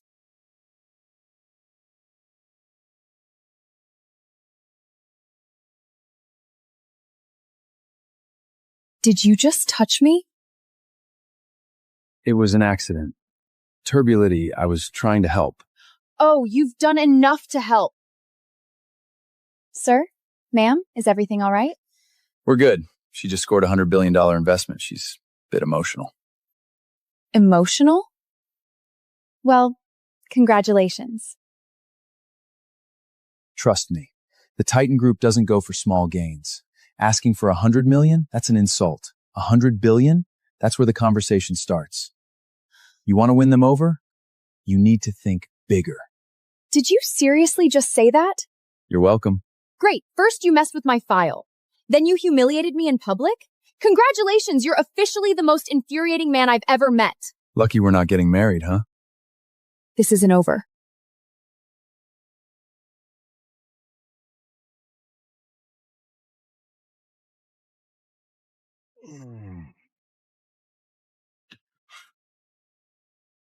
Help her land $1 billion deal and not even a thank you?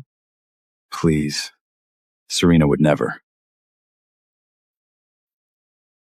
5 years apart. She must be surprised when he sees me. You sure about this? Africa's far. It's not just a trip. I'm going to change the world, Serena. You always knew that was the dream. One more thing before I go.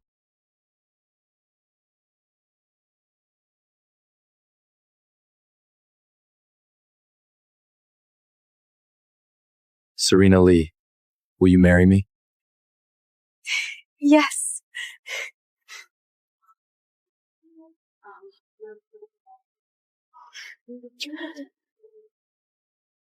Let's get married when I get back.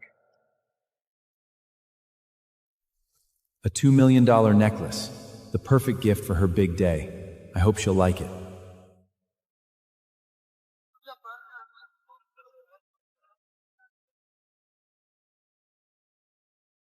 My girl, look at this.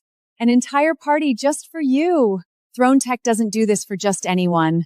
We've officially made it. It's just the beginning, Mom. You know, my dream is to become someone like Anya Throne, the CEO. But she's a mystery, never appears in public.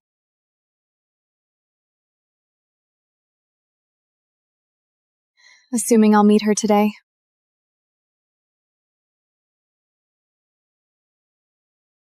After all these years of my funding, Serena's finally made it. A PhD, partner at Throne Tech.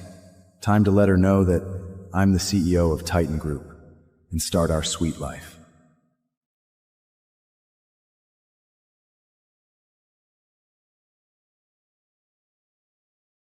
Is that Arthur? Isn't he begging for life abroad? What the hell is he doing here?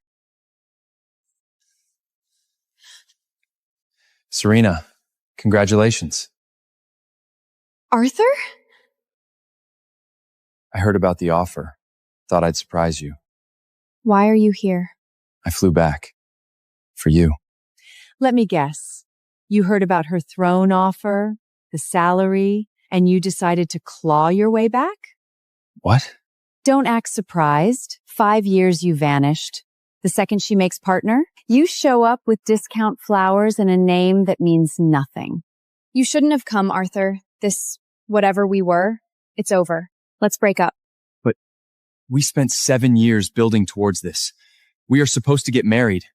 You said you loved me. You thought Serena would love you? Don't be absurd. My daughter has a PhD. She's the youngest partner at Throne Tech, pulling in $30 million a year. And you vanished to Africa and worked there as a builder. Do you really think that makes you worthy of her? My mom is right. We belong to different worlds now. I can't marry someone like you. No.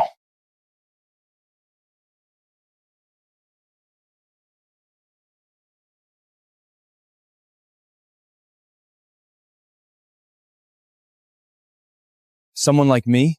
Look around. This is the party Throne Tech threw for me. These people? Legacy investors. Real powers. And you think I could introduce them to an embarrassment as my fiancé? I'm an embarrassment?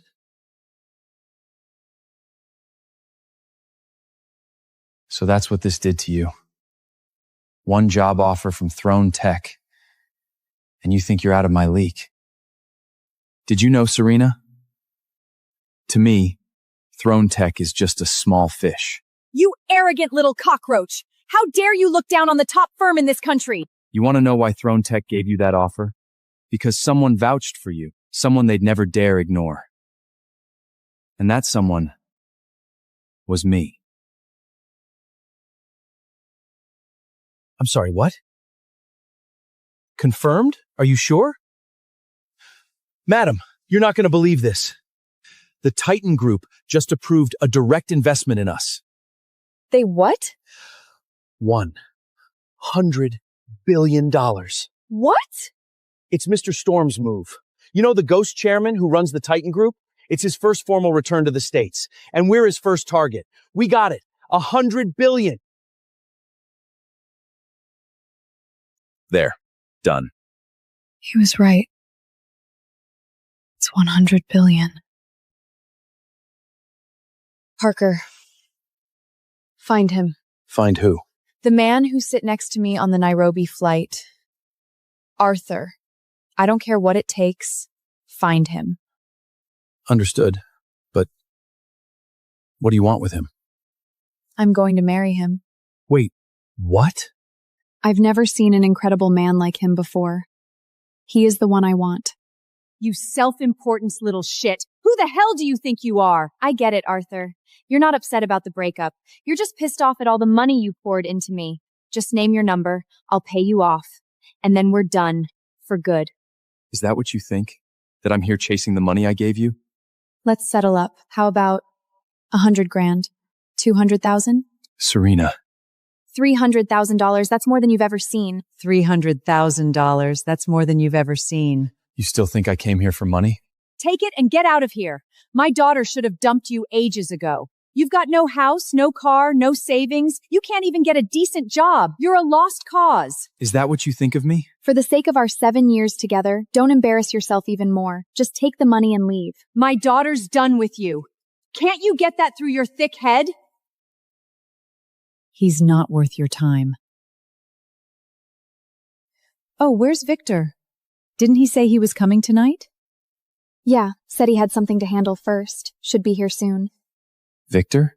Victor, son of James West, vice chair of Thorne Tech, practically next in line after Anya Thorne. Only someone like him is a match for my daughter.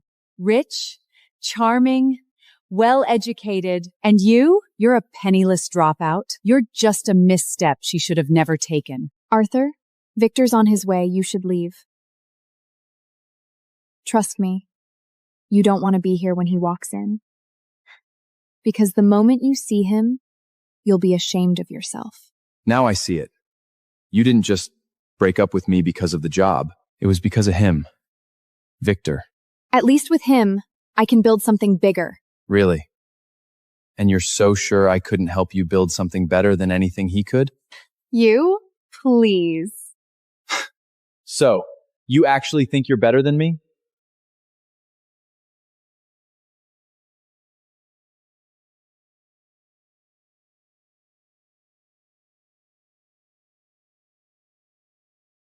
Victor, my love, you're here. Let me guess. You're Arthur? Serena's ex-boyfriend? You look exactly how I pictured. Cheap suit, basic face, still clinging to the woman who left you behind like yesterday's trash. Oh, don't mind him. He never deserved to be with Serena. Just a pathetic shadow tagging along. So, you seriously thought you could compete with me? I'm Victor West, son of James West, vice chair of Thorne Tech. And you? You're not even worth the dirt under my shoes. You're right, because unlike you, I don't need to cling to daddy's title to matter. Excuse me? A piece of trash like you dares to talk back? Get out, now, before I have security drag you out like the street rat you are. Exactly. This is a ceremony for elites, not beggars. What the hell is going on here? Victor, is everything all right? Why don't you ask him?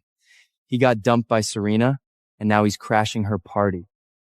Dr. Lee is our new partner, handpicked by Miss Thorne herself. Whatever this is, you're way out of line. Exactly. Look around. These aren't just normal guests, Mr. Cooper. This is Thorne Tech's A-team, top executives, professionals, the people who run this city. And then there's him, some college dropout who thinks moving bricks and nannying kids in Africa is a career. I was running a charity. Oh? So that's what we're calling unemployment now? Charity?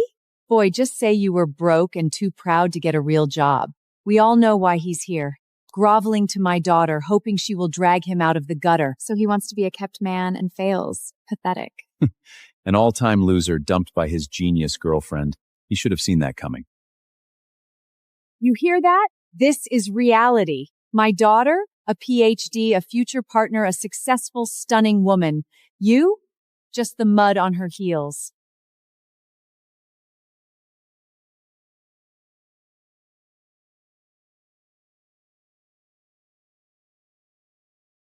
Now crawl back to the shack you came from. Your fairy tale is over! Arthur, a man can be broke or uneducated, but delusional, that's where I draw the line. No matter what you tell yourself, I would never marry you. Funny. You want to know my biggest mistake, Serena? Believing in you. 7 years of unconditional support, wiring money whenever you need to pay rent or tuition. I made you. And this is how you repay me? Don't twist it. I didn't force you to do any of this. I don't need to twist anything. I bank raid your PhD, helped land your offer at Thorne Tech, and you dropped me the second you made it upstairs. Don't credit yourself for my achievement. I earned all these by myself. I'm smart. I worked hard. I could have made it with or without you. No. You won't. You'll never know what you've lost. I bought this for you.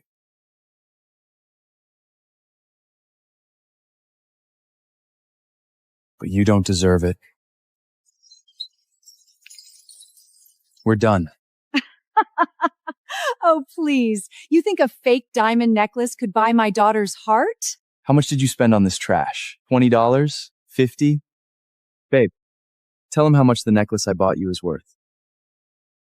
70 grand. My gift for you was auctioned for $2 million. But you throw it away for him and his second-rate jewels. I'm so tired of your bullshit. You need a wake-up call. He's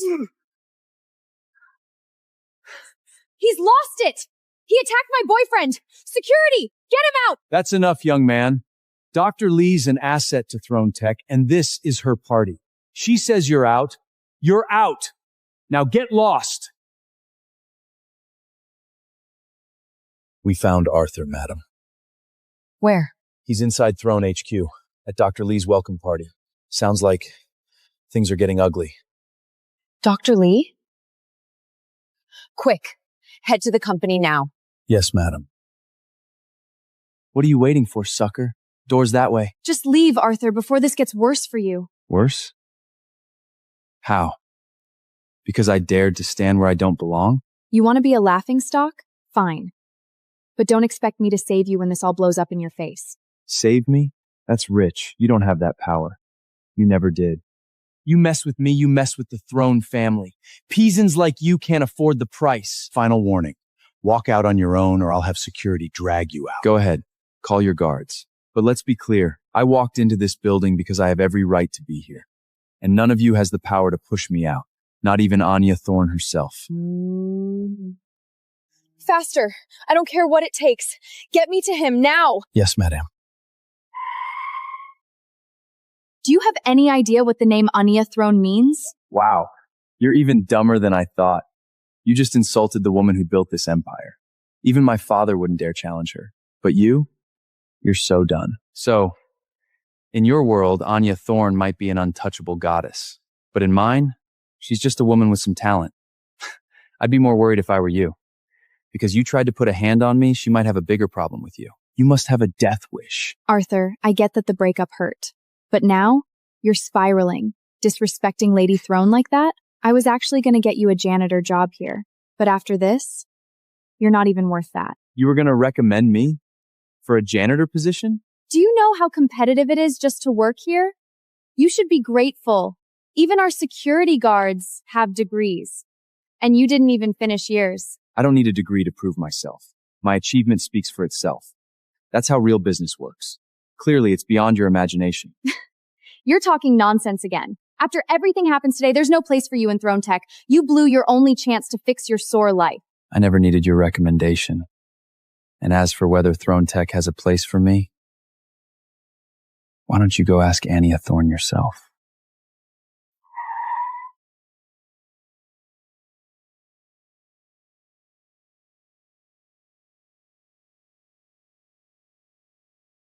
Where is Arthur? Conference hall, it's tense. From what I heard, he and Serena Lee were involved. She dumped him. They broke up? Well, that saves me the trouble of stealing someone's fiancé. What's your goal here, Arthur? Seriously? Trying to crash and burn in public? I'll tell you what it is. He couldn't have you, so now he wants to drag you down with him. Ugh. Pathetic ex-revenge. Such a petty man. Don't worry, Serena. I've got you. Victor's father is the vice chair. With their support, whatever stunt he's pulling ends. Trust me. Once Lady Thorne shows up, he's got maybe 5 minutes left. I can't believe how dumb you are, Arthur. No wonder you achieved nothing in our 7 years together. I wasted so much time on you. Honestly, leaving you was the best decision I've ever made. Was it? Because when the truth comes out, you'll realize it was the worst mistake of your life.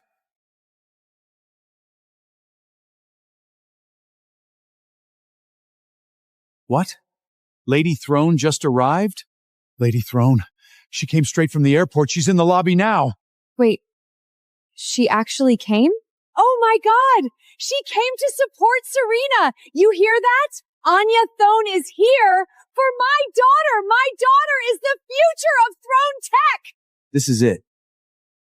We need to take out this human trash before Lady Throne arrives. He's literally making the room smell cheap. Hear that, dumbass? Throne Tech doesn't take in strays. Get out while you still have legs to walk on. Here's your last chance. $500,000. $500,000? You're flattering him. It's worth it to keep him from ruining my night. Take the money, Arthur. Disappear. That's more than you'll see in 10 lifetimes. Be smart.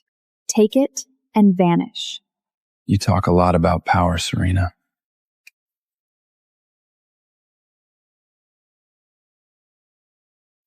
But when you learn who I am,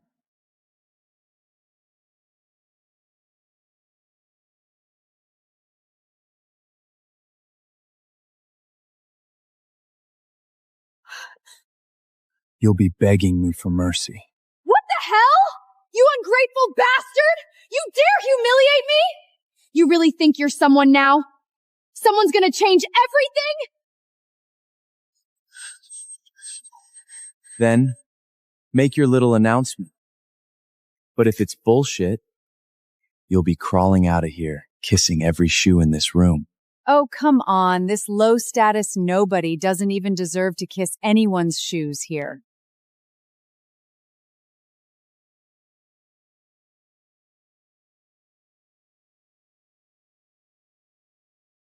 He's my husband. Is that status high enough for you? Archers, roar! Loose!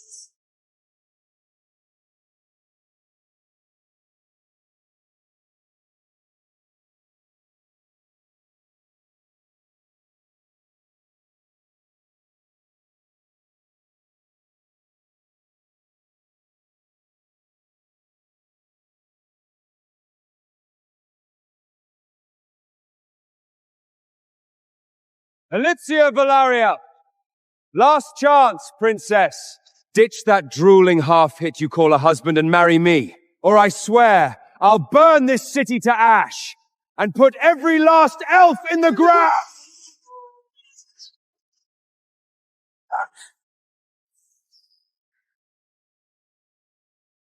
No, bad arrow, bad! Arthur, my love, listen to me. Hide this, and don't let anyone see it. It opens a chest. Enough gold in there to keep you safe. Long after I'm gone. I'm so sorry. I can't protect you anymore. No, Elysia, no sad, no cry. Look, pretty blue for wife. Forget me not. It's beautiful, Arthur. Thank you. The Waynes are too strong. To save my people, I have no choice but to marry Harry Wayne. I'm so sorry. No sorry, no. Elysia, pretty. Wife, pretty. I've never once stopped loving you, Arthur. I just wish your mind hadn't been hurt like this. That you could protect me. Be my hero. Maybe we could still be together.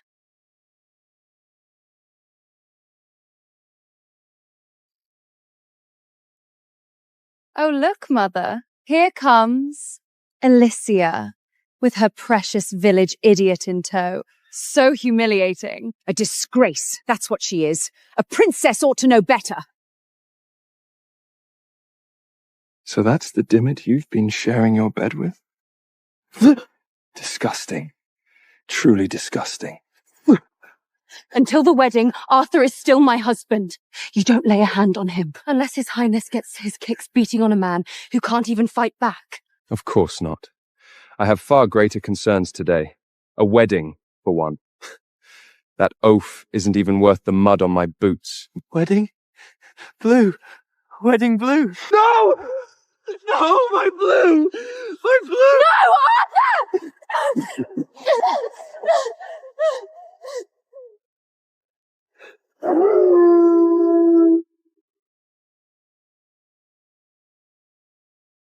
Elysia! No! No! I've never once stopped loving you, Arthur. I just wish your mind hadn't been hurt like this. That you could protect me, be my hero.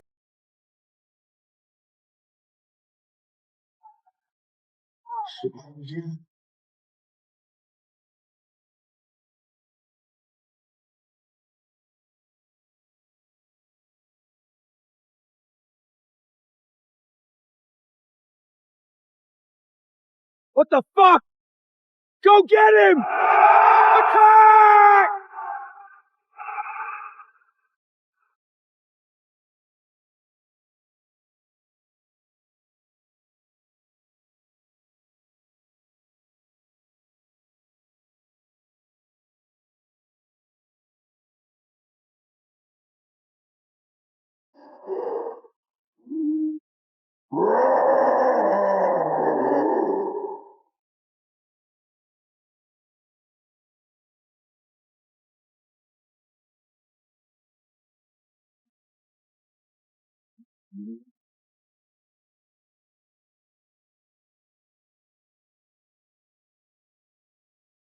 Who the hell are you? I am Arthur Thorne, the Supreme Archmage. Without Alicia's grace, this body would have rotted in the dirt years ago. Her kindness saved me, and she never even knew who I really was. The savior of mankind. The Supreme Archmage.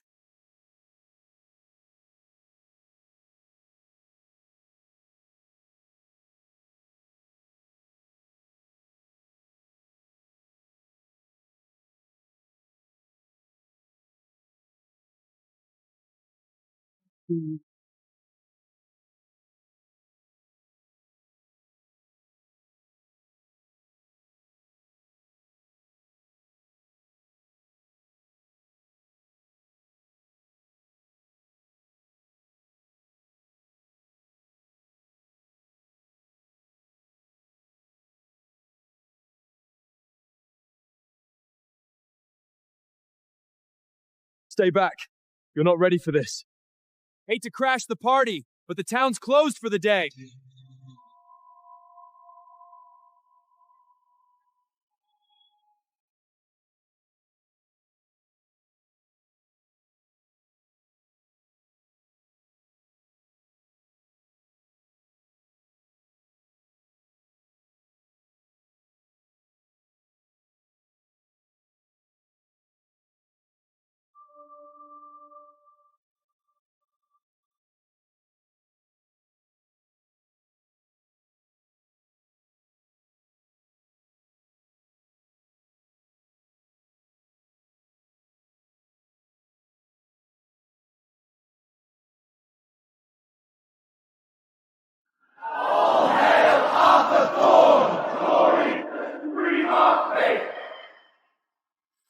But the damage was already done. The beast had ripped the heavens wide open, a rift so vast, I had no choice. I cast my soul into the cosmic void to stitch the stars back together.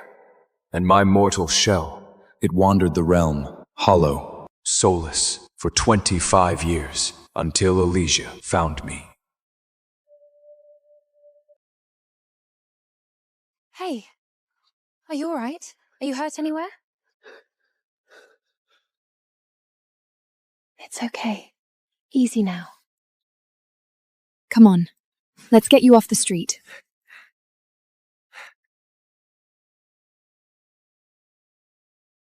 Princess! Pretty princess!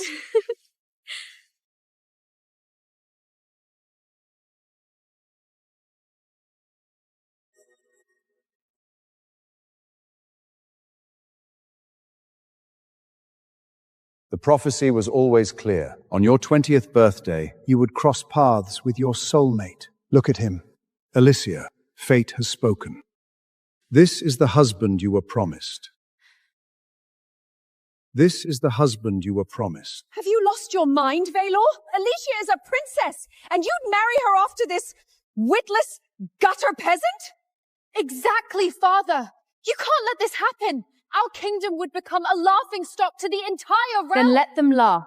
He is gentle and has a pure heart. I'll take that over any of those arrogant princes or scheming dukes. Well said, my daughter. Tonight, the Holy Constellation aligned for the first time in 300 years. The prophecy has spoken. You two may only see a fool before you, but I assure you, this man has a mighty spirit. Congratulations, my dear Elysia. You have chosen well.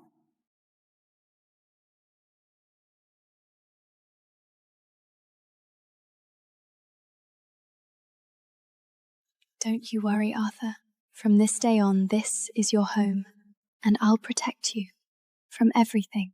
From everyone.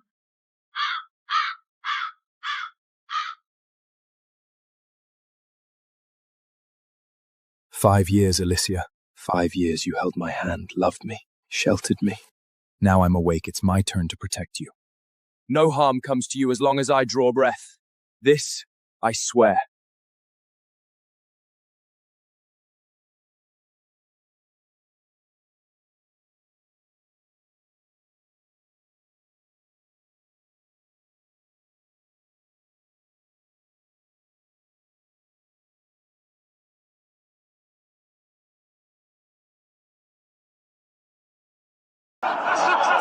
Harry Wayne is nothing more than another rat amongst the mischief. If he lays one finger on my wife, then I'll burn his entire kingdom to ashes. You dare insult our prince? Kill him!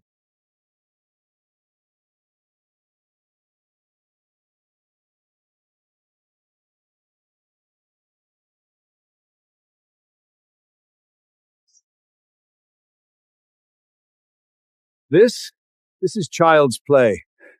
Nothing next to what my master could do. He'd move that planet with a single snap of his fingers. Wait, can it be? Master! You've come back!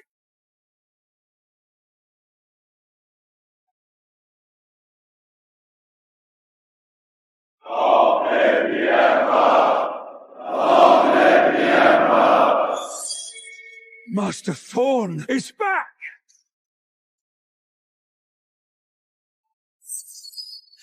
He's awake. The Master's finally awake. Mending that tear in the cosmos could take me 30 years. While my soul is adrift, the realm is yours to guard. Here, take these rings. They'll amplify your power. Wield it wisely, and watch them closely. The day I awaken, they'll blaze like the sun. Thank you, Master. 30 long years, and our master has returned at last. Gather your things. It is time to go greet the Supreme Archmage. We ride for the Wayne Kingdom. The time has come to welcome our master home.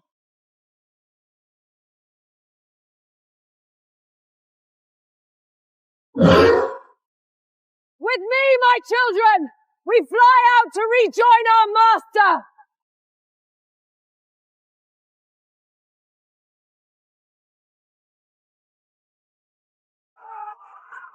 Well now, this ought to be fun.